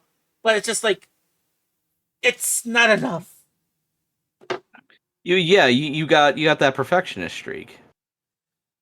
I had the same thing. I had the same issues. Mm-hmm. So it's like, Siva, I'm not reading that, and I mean, you're putting words in my mouth.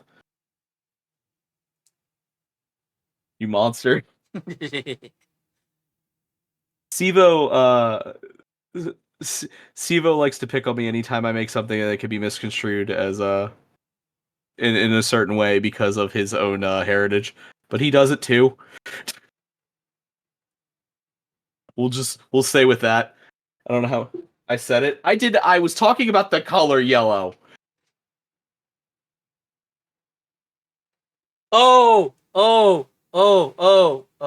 my mouth is shut at this point.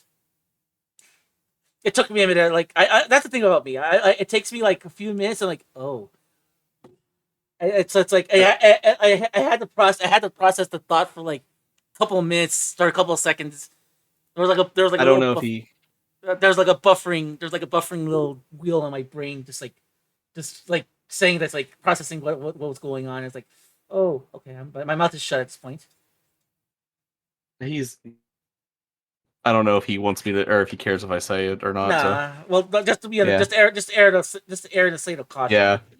Yeah. But anyway, uh yeah, he likes to pick on me for that. He said yes, he's Asian. He's Vietnamese. Anyway, tell Ramses he may need to paint the blades, the metallic stickers on Exia or booty cheeks. But yeah, he picks on me for that constantly. Anytime I say something, it can be joked like that way. So yeah, Anyway. yeah, okay, I'll keep that in mind. I have to got to save. I got to save this. I got to save this VOD of like and like like listen back to like everything, like all the tips because it's like I may have I may have to take a lot of that advice to heart when it comes to a lot of this stuff. But that's another thing why I wanted to do this kind of stream as well because like I like obviously if you've been following me for a while, I've been doing a lot of these types of streams with like with like doing these model kits and painting them and stuff like that. But I always feel like I need to do more.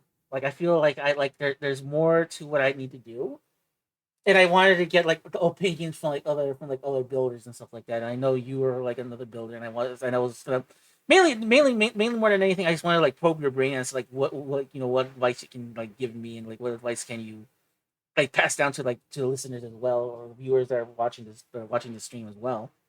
So I have a ton of Gunpla. I love Gunpla, but I honestly consider myself more of a miniature painter than a builder. Mm-hmm. Um, Same honestly, yeah. I honestly consider myself more of a miniature painter than a Gunpla builder, or like a model kit builder. I don't like I said I don't do a lot with my model kits in general. There's only a handful I've actually painted. I will go through and like clean up the nibs and stuff, and like there's a handful that I've panel lined, but I intend to eventually go back and panel line all of them, but I just haven't yet. Because honestly, time and Yeah. for me, this is like the bread and butter stuff. I've done commission work for miniature painting before. I've competed in some contests for miniature painting, not super many, nothing like prestigious, but like local contests and stuff like that.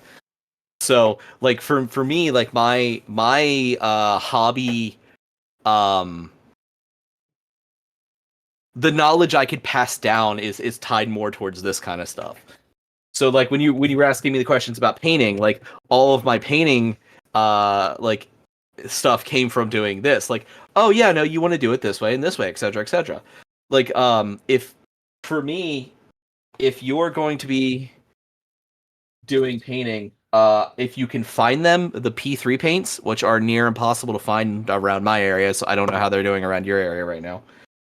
They're by Privateer Press, and Privateer Press had some big issues with supply chain stuff. Then they might even killed the line, and I just don't know about it yet. The next one is these guys, Scale 75. They are an Italian company. There you go. Scale 75. They're an Italian company. These paints are some of the best paints I've ever used. That's like the one thing. It's like the quality of the paint does matter a lot though, but even more so it's like you're said with your Galgagar, like knowing like what to layer and stuff like that. You can take the worst paint you can find and make something look good with it if you know the techniques. And like you're saying, you're getting there, you're learning them. So it's just you practice, Mm-hmm. Scale 75. Yeah, I adore Scale 75 paints. Army Painter's good too, which everyone should know what Army Painter is. I have some of their air metallics because I want to. These actually, I bought the air metallics for these guys specifically because I did not want to hand paint a ton of iron, because the Roman legions for this era would have been either bronze or iron, depending on if the armor was made early Dominion or late Dominion. Um, I'm gonna go full on iron because honestly, I don't super much like the look of oxidizing bronze, and painting that much bronze sounds like a pain. So I'm gonna go iron because then I could just steeple it with rust and then do a little bit of regular oxidization and some bronze work and gold work on the trim and make it look good that way. Mm. That's my theory at least. But I didn't want to hand paint all of that with, all the miniatures, so I bought the air metallics. Normally, you don't really want to spray metallics through an air gun because the metallic is literally tiny metal flakes in there. Yeah. I noticed that I noticed that right away as I was Yep. when I worked with gold paint. I was like, I realized it's just like you need a layer you need a layer so much of it before you can actually look like something usable.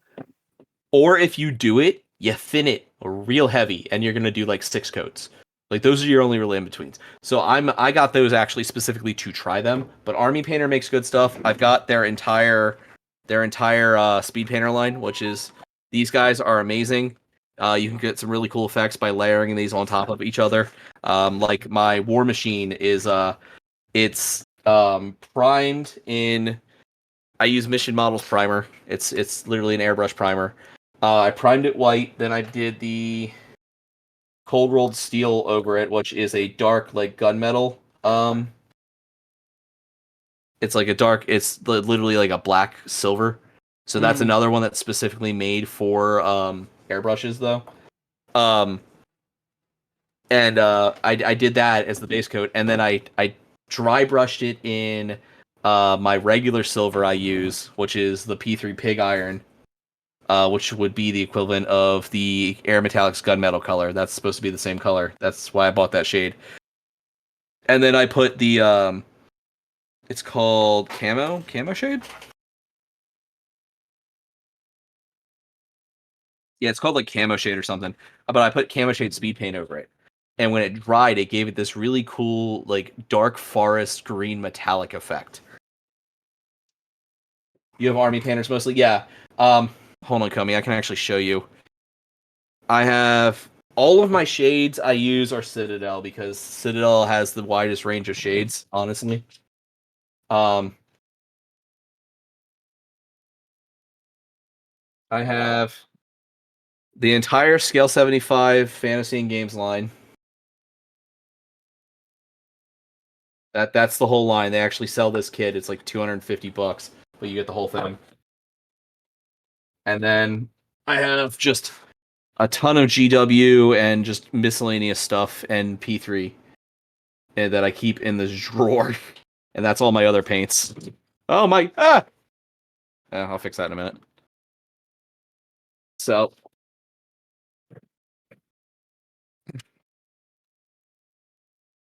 but yeah, there's a lot of other ones though that are really nice. Like Duncan Rhodes, who is if you know 40K, Duncan Rhodes was one of their studio painters for a long time, and he's like the two thin coats meme. That's Duncan. That was his thing. He started that. He just released his own line of paints, which are apparently very good. I haven't used them yet. There's Vallejo. Vallejo is like I have some Vallejos. Yeah, everyone knows about Vallejo. Yeah, I've been using for my primers. I use Vallejo, so I know them really Yeah, well. Vallejo's a great product. I just prefer the more vibrant colors, so I tend to stick to the fantasy style or the fantasy systems. And Vallejo doesn't have a good fan. Well, they have the Vallejo game colors now, which are actually really nice. Which I have a couple of those somewhere here. I don't know where I did with them.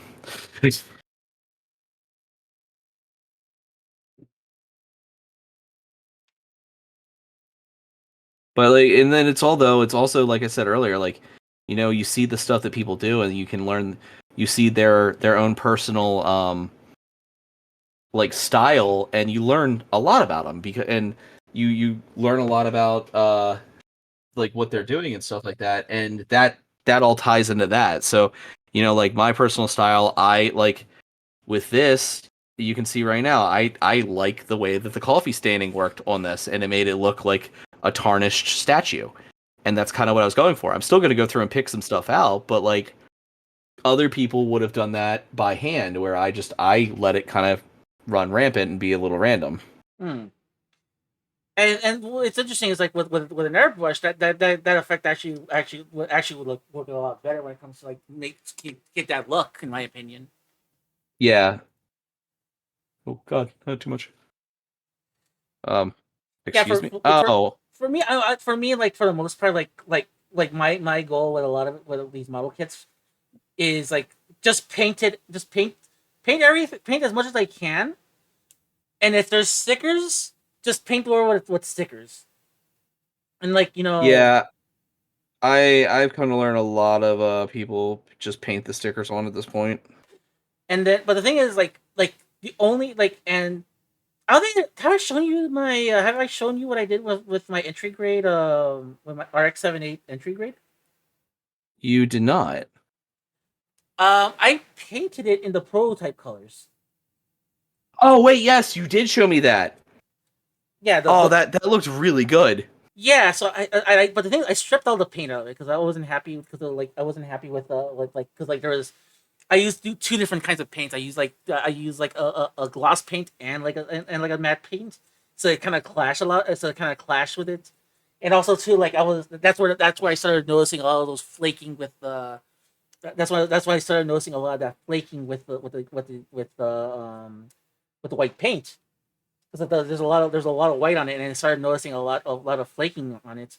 So I like that was gonna be the main kit I was gonna work on if I was gonna paint, because I really wanted to go Yeah. back. I really wanted to go back and work on that kit again, paint wise. Now that I have like knowledge and like know how so like how things work, and just go through it one more time with like knowing like knowing what I know now. Oh yeah. You like I have that issue all the time where I'll look at something I painted, even like a few months ago, and I was like, I've discovered a better way to do that now. And I was gonna say, well, and it's like for me, like what I want to do is like, for example, like this kit, the real grade. I already have like the regular 1/44th Exia. Yeah. I think what I'm gonna do is I think I'm gonna give it the Ramses custom when I dig out through my boxes and just start like going crazy again. Oh, just paint it all up. Yeah, paint it all up in that glow in the dark and black color. Yeah. And then like because the thing is like when it comes to reason why I did that particular kit in the why I went with the prototype colors for the entry grade is one, um I wanted to test out I wanted to like test out painting. That's one of the best kits to, like work out like a big boy kit with like big boy paint stuff like that. That was my very first Yeah. experience with like paint. And I already got my definitive RX-78. It was the G30 one. I think you may have Oh, okay. the G30 one that when they first erected the when they first erected the statue in I believe Yokohama. Yes, because now it's they took it down for the unicorn. Yes. So when they first did that, they were selling a kit that pretty much like that particular statue, but that's kind of like the kind of specs. I like how the I love how that looks, and it's like to me that's still my definitive RX-78. So so for me, I already got my RX-78. But if I were to like get another one, and I'm just gonna go crazy with the colors and just start doing all like the crazy color variants that are available. And I figured like, okay, cool. This one is a. I figured like, hey, I already have like my definitive one in its colors. I might as well just make that. I might as well make that. I might as well make this kit into the prototype colors and work on and use that as my base to like learn how to paint. The RX-78 is actually my only master grade kit that I own. Mm. I have no master grades. I absolutely have no master grades whatsoever. Lunecra got it for me as our it was our first anniversary together, I believe. Mm. It was either first or second, I can't remember exactly. But it was a present for that. Give me a minute here. I think I made a lots of these again. Oh wait. Was it was it that green bit Siva warned you about?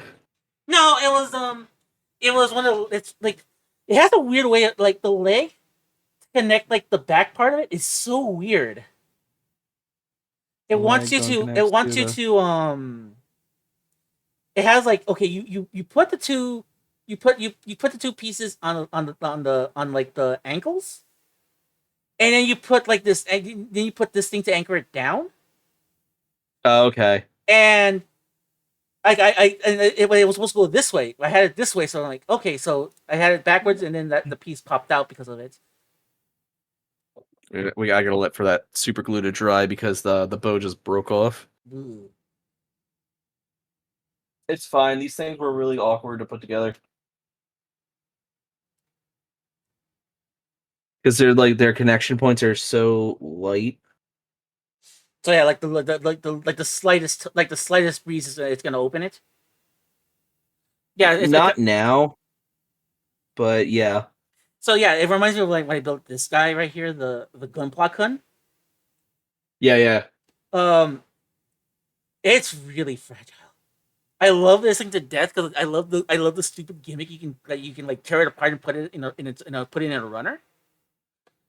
but because it's using a new kind of plastic, because it's using that new kind of plastic, it makes it very difficult for it makes it like if you're trying to move something if you're trying to like take things in and out, it makes it very difficult for it to it just becomes a nightmare sometimes to like and pray that nothing breaks when you actually do it.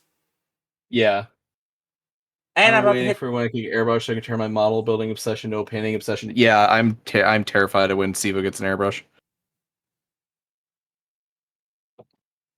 Remember, I said he can't do anything half-assed. Hmm. I'm gonna come home one day and he's gonna be airbrushing my basement.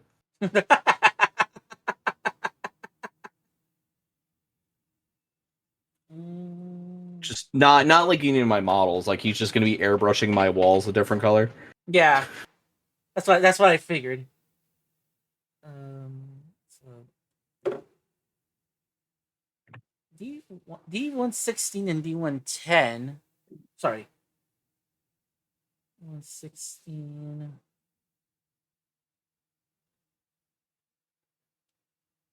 This piece right here.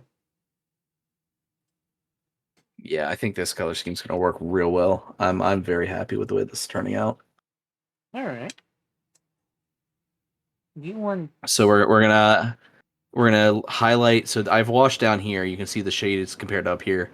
We're gonna highlight that and then go over each of these individual edges with a magenta color. Okay.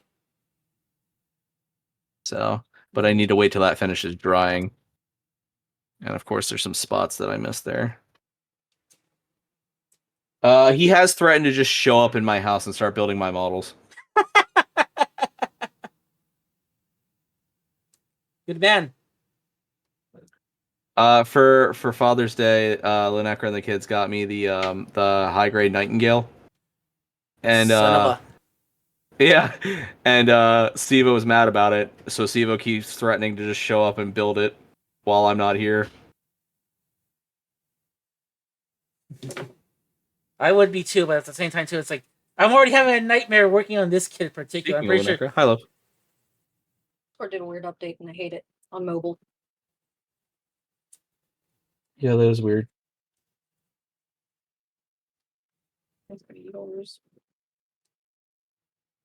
It's just, it's very weird. That's very weird. Yes. But this is a midnight theme instead of just dark mode. It's extra dark. Oh, an extra dark. Oh.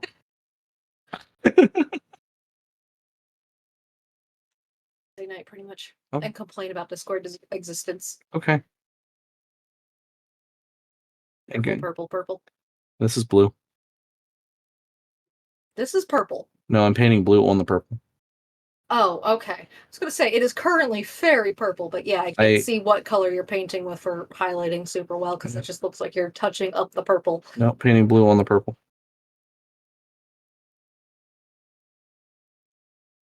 Anyway. Okay. Oh, so one of the things I wanted to bring up is I. This is Ramses being Ramses. I think Ramses being Ramses. Okay. So I've recently going back to what we were discussing way back about when GI Joe and stuff like that. I brought one of the model kits from I brought those Flame Toys model kits from GI Joe, and I attend like it. This is Ramses being Ramses again, and what I'm gonna do is another reason why I'm like trying to like learn how to like paint better is because I have this crawl up my butt right now when it comes to that particular kit. Yeah. What I want to do is I don't know if you remember the old cartoon. I didn't super often watch it, but yeah. So in the cartoon, Snake Eyes. Well, if you look at Snake Eyes, the character, he wears primarily black. I will.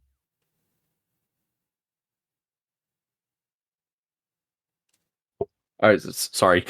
Well, that's why I was letting you finish. So he's wearing Oh no, primarily. Can I speak? I can't hear him, so I'm wondering if I can speak or not. Well, he's telling the story. I'm sorry. Okay. No, but I'm letting you finish as well because ladies first. Okay, yeah. You My said mom go will- ahead, love. Because my mom will pop me one if I don't let the lady finish. And I was like, oh no, she's gonna touch something and mess up the stream. But she's also sitting there in such a way that she was right at the microphone in there, so it looked like she was streaming too with you. Oh, the cat's trying to talk to us on the stream. Aw. Okay. I didn't interrupt your story that I couldn't hear anyways. Apparently the cat was laying on my other computer with her head like at the microphone. That's so cute. Yeah. She was streaming with you. She was streaming with us. That is adorable. All right, so Snake Eyes is wearing black though. Yeah, he's wearing black. Like that's his primary color in the toy, and the toy that in the model kit is primarily black. However, because for whatever reason, I don't know why. Maybe because I don't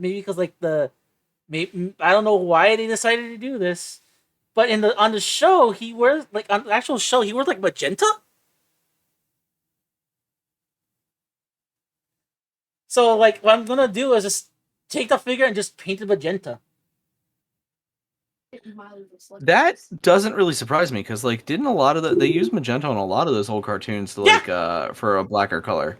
Yeah, because I always remember the joke for Star Trek the TV the Star Trek the cartoon where they where they would have a ship on the show and it's it would just be and then because the rumor was the guy was colorblind and he said he wanted black. But instead he did a different color, and it's instead it'd be this magenta color thing instead. And the rumor has it that guy that worked on it was colorblind, but no, it's just that's the colors that they kind of that they kind of rolled when they were making it. They did that. Yeah, I was saying they did that with a lot of old cartoons. I thought because there were other things I remember where I've read.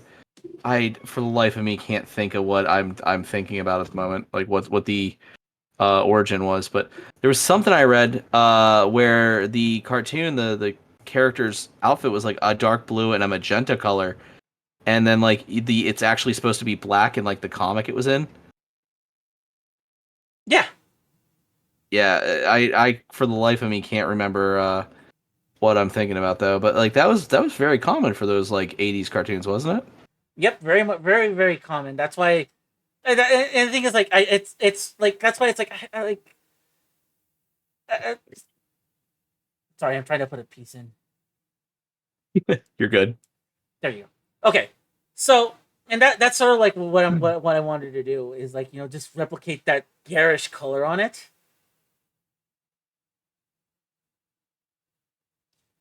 And yeah, so the plan will be when I eventually get to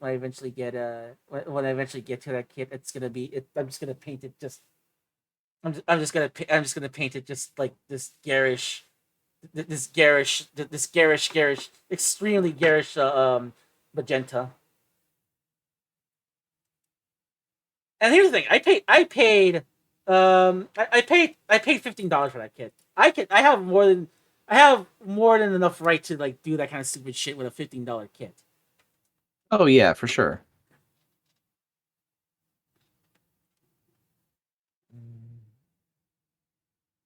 I lost another piece, but I'm not gonna worry about it because it's about to be quitting time for me as well.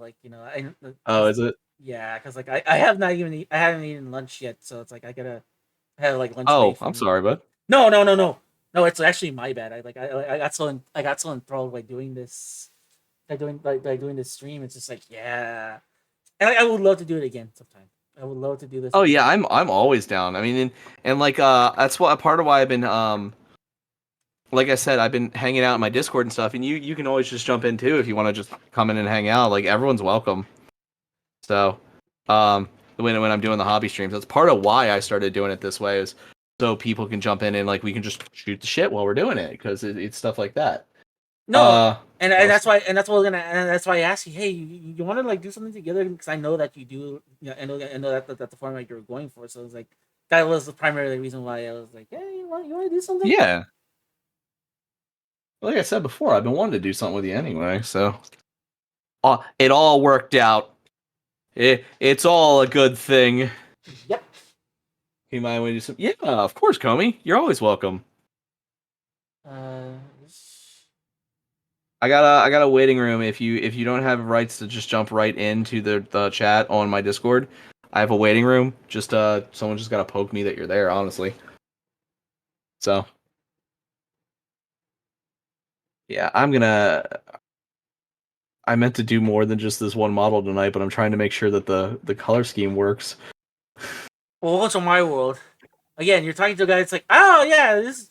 I at least get half. I at least will get halfway done with this kid. Nope, I'm barely done with a leg. With one leg.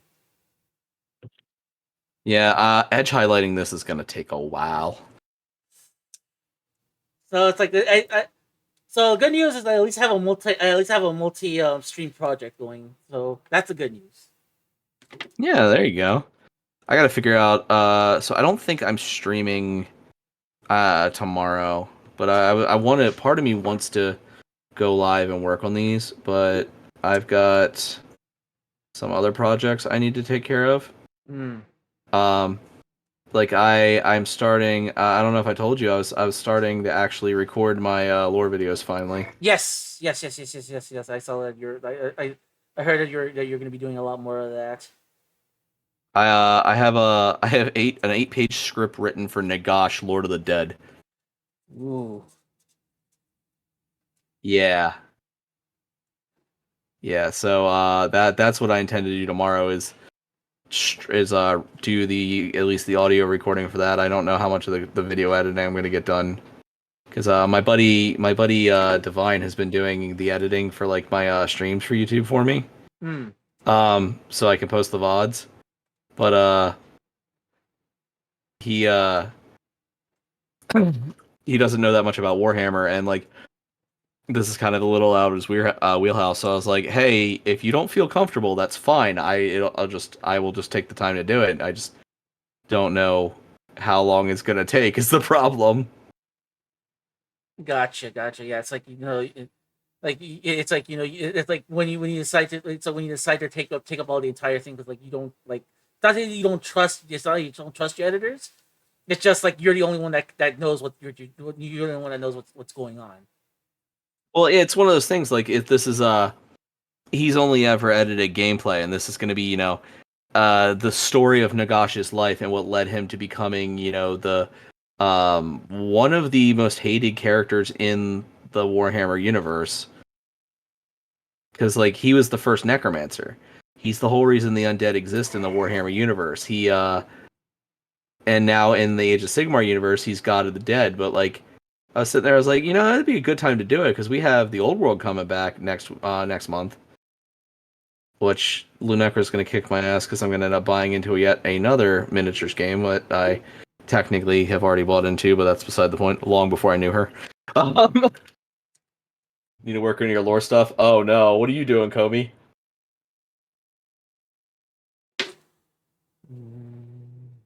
I was a Tomb Kings player for a long time. If you know what they are.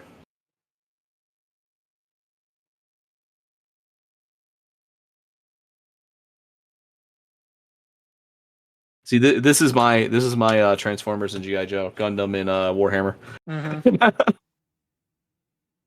Oh, so I was gonna say, so like yeah, for me, like I'm actually booked tomorrow as well. Like my co-host on the Saturday Morning Squadron, Rob, he's like, hey, you want to like watch the Game Awards and just riff on it? Like, yes, please, let's do it. Oh, I forgot that was going on tomorrow.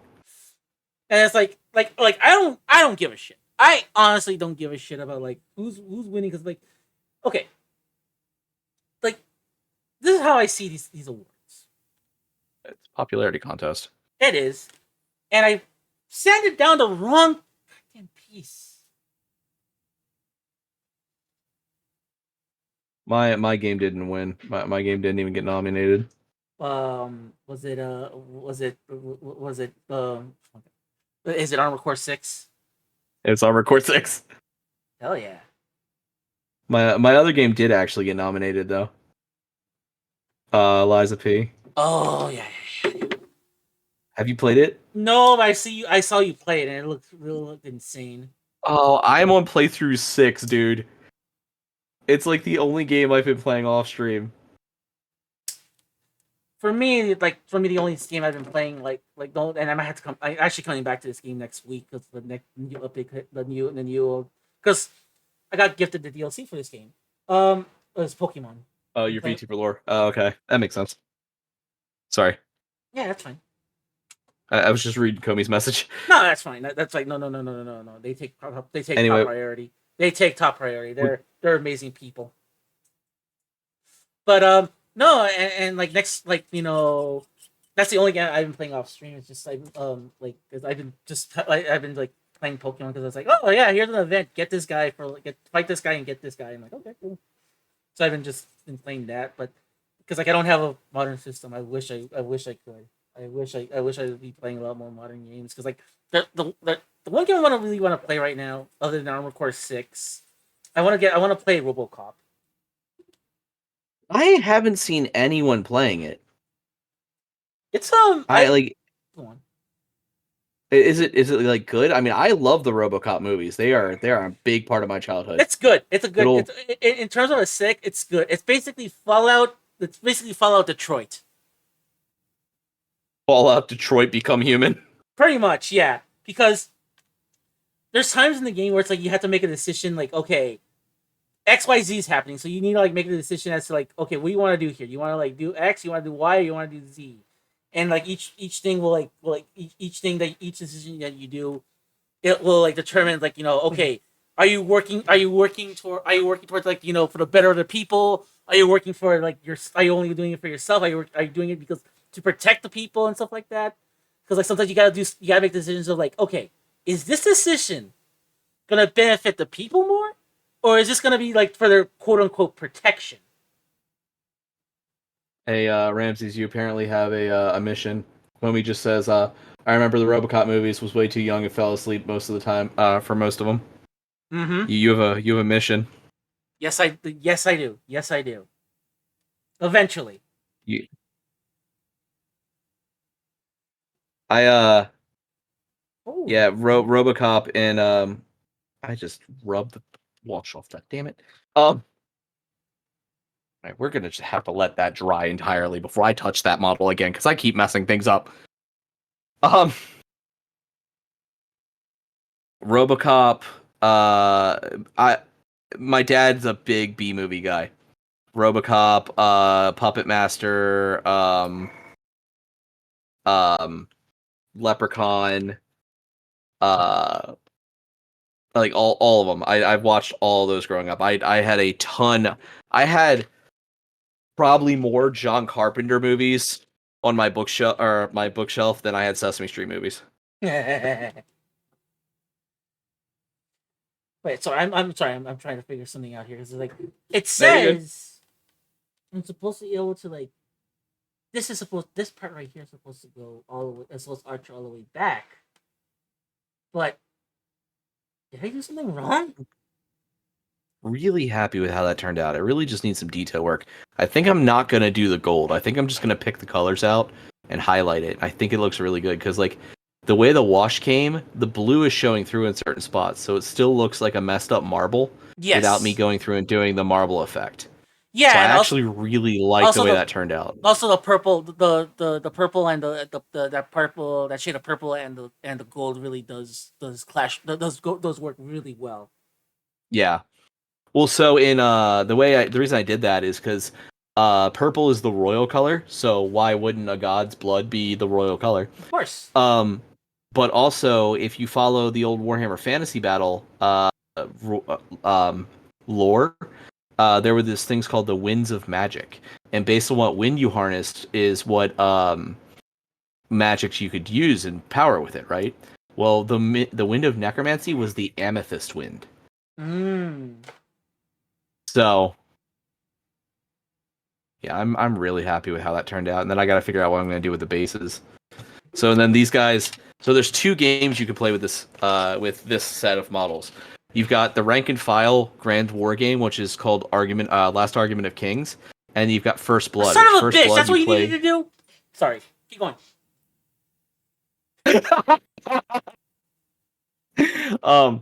First Blood you play without the square bases. So like I'm gonna magnetize these so they don't fall out, but then I've got to do some kind of terrain on across this so that it looks, more than just plastic.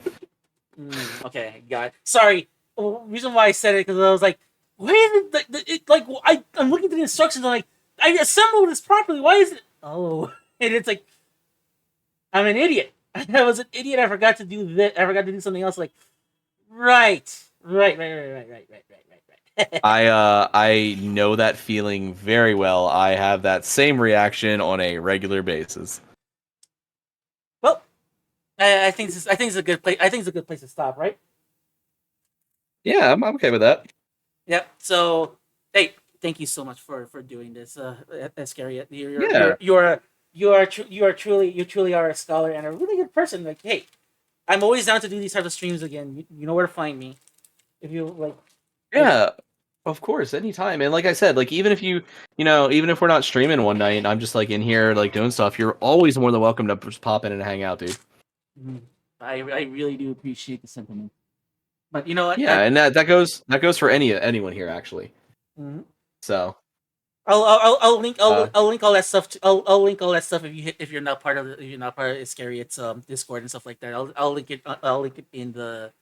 I'll link it. I'll link it in the chat later on, like right now when I start wrapping up here. But hey, thank you so much and for. I don't think anyone here isn't, but if any of my friends that are here aren't following Ramses, please go do it. Hell of a dude. Like I was super excited when he reached out to me about doing this because I've been wanting to hang out with you and just like shoot the shit and stuff. And this was great. It was actually it was fun. Yes, this was perfect. I was afraid that this wasn't gonna work, but we found a way to make this work, and I'm really happy the end result of everything. I mean, we're the same kind of nerd. We just about slightly different things, which works because then we can teach each other. Yeah. Yeah, like I said, your thing is Warhammer and stuff like that. I mean, mine is like GI Joe, Transformers, and all that stuff. So it's like, we may be from like different worlds, but we can't speak the same language at the same time. Exactly. All right, all right. I'm gonna hang up. Okay. Yeah, no problem. And I'm gonna go ahead and cut out of the call, find someone to raid, and we will go from there. All right. So everyone on Ramsey's side, thank you all for coming, and I will talk to you all next time. And that was Professor Iscariot. Really cool dude. Really, really fun. I had so much fun doing this stream. Like, even though I just got one leg done, I'm really happy. I'm really happy how this all came out. I'm really happy that I got to do this stream. Several TG says I enjoy the Master Real Grade. A few can recommend a very to build. You want to step into the Master Grades? I got a lot to say about them. Dude, you're more please if you got anything you want to share about that kind of thing, go to my Discord and we can talk about that as well. Let me see. There is my Discord right there. Please join my Discord. I would really appreciate it. Let's see who is on this evening that I can raid. I already see someone here already that I absolutely adore. That I absolutely adore. Like having. I absolutely just adore this guy. Just like I don't know how much more I can praise this person. But let me see who else is on. Let's see. We got Asteriad here. Actually, no. I got a better person that we should. I got a better person that we have to go to this guy. We need to go to this guy, and we need to go to this guy right away because this guy is amazing. This guy is really cool. So let me copy this. We're gonna go to my best buddy. We're going to my best buddy in the whole world. We're going to with Yaki Nerek, the man, the myth, the legend, the all that good stuff. He is he's a really cool dude. He's playing Assassin's Creed Syndicate right now as we speak. Let me take you all to my. Let's go to the talking screen and let's end this stream properly. That's a BRB screen. Alrighty then, everybody. Thank you all so much for stopping by. Thank you everybody for the follows. Thank you everybody for stopping by. If you're from the Professor Iscariot stream, I really do appreciate everybody stopping by. It was a really good stream. I will be back tomorrow to do more bullshit. This time I'm gonna be with my friend. I am gonna be with my friend Rob. We're gonna be riffing on the Game Award because Why not? We're all gonna be wearing the Doritos.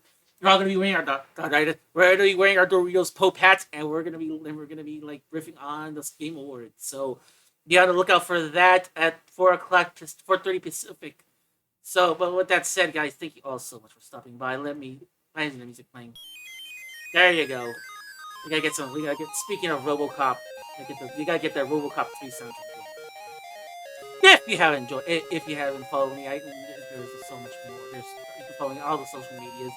I'm on Twitter. I'm on Twitter and all that stuff. If you want, I think socials.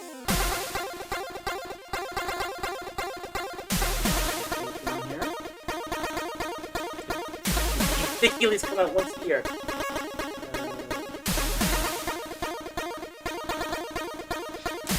So yeah, follow our link right there. That's on my socials. I already posted on my Discord. Please join my Discord. I really appreciate it. If you haven't followed Professor Scarrett, please follow Professor Scarrett. He is nothing but the sweetest. I'll be back tomorrow. Let me set up the raid.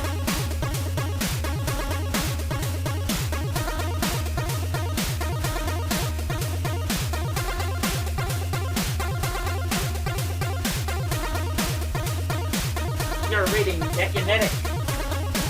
You're raiding the Gek.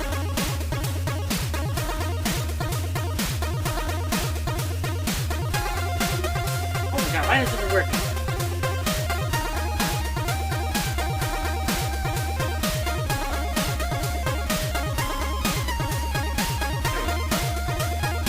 So give this guy a big old follow, send him my regards. He's a really good streamer.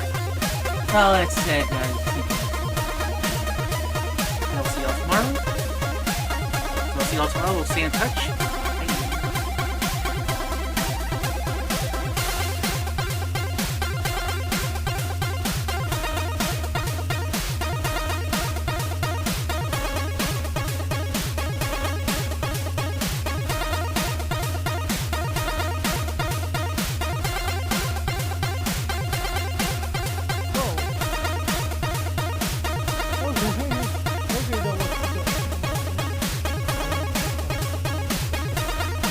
What's going on, Rami?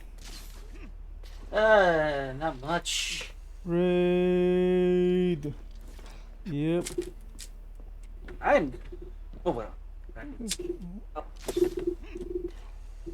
Hey. Well, oh no way.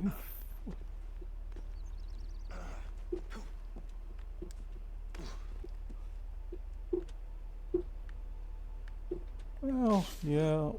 Hey.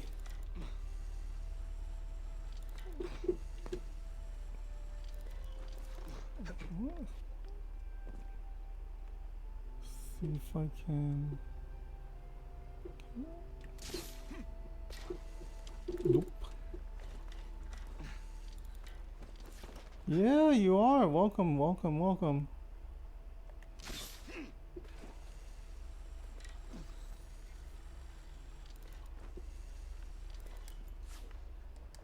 Oh, F.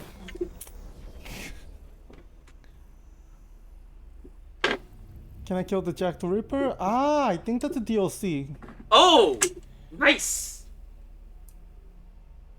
I was like, that kind of like that. Yeah.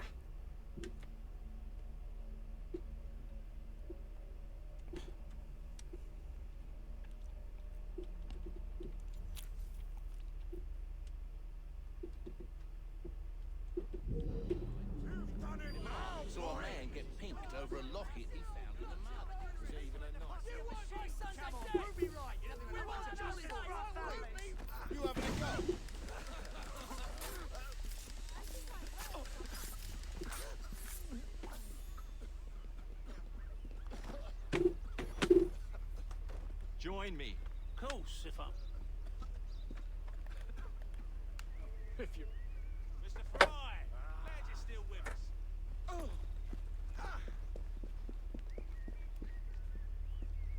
You won't be stirring up no more trouble.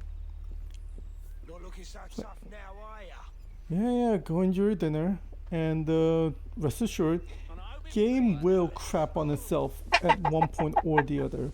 Believe. On your orders. The guarantee. That's a gekinetic guarantee. Or rather, that's a guarantee, but that's an Ubi guarantee. Serves you where you're buried. Dance on your grave. Well, let's see. I have. Let's see. We got like 1 hour 30. I think I can wrap this up in 2 hours. Draw your weapons and fire. 5 minutes.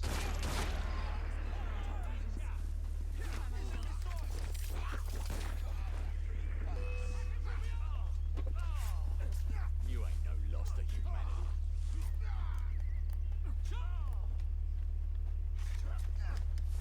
Serves you. I think this one took a shot at me once. Serves you right.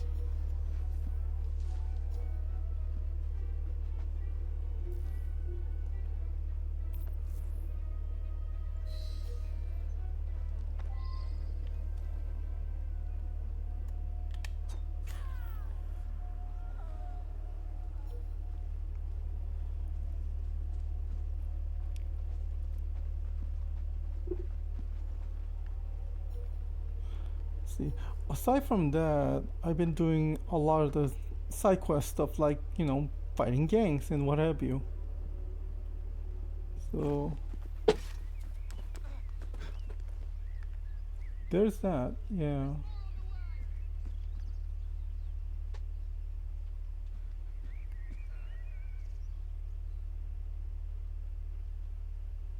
One less. I'll find out where you're buried and dance on your grave.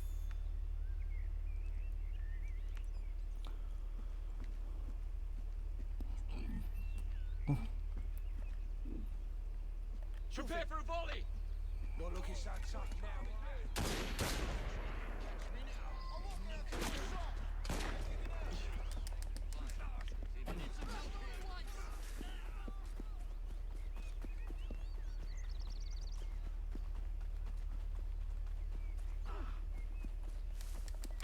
What the hell is that? Something's happening. Beg pardon? Unhand me, rascal! I said let me go! Going on? Quiet down. That's enough out of you, Harley. How do you know me? Rumors? The scandal sheets? Your fame reaches beyond scandal sheets, sir. How's that? I read about you in the police files. They're wrong. I'm an honorable man. I serve the interests of our father. Save your excuses for the police.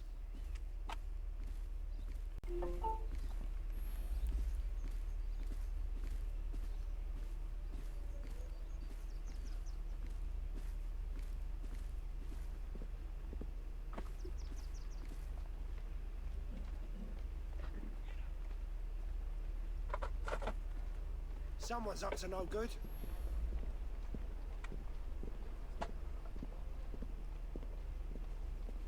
Spot a bother over there.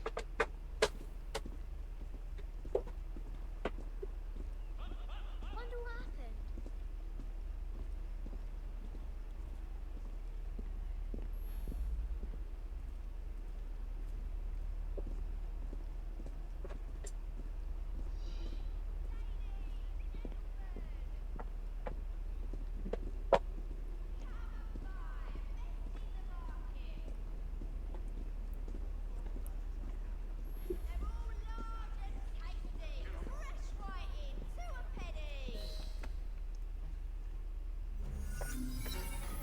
Something out of a nightmare, that one. You did well.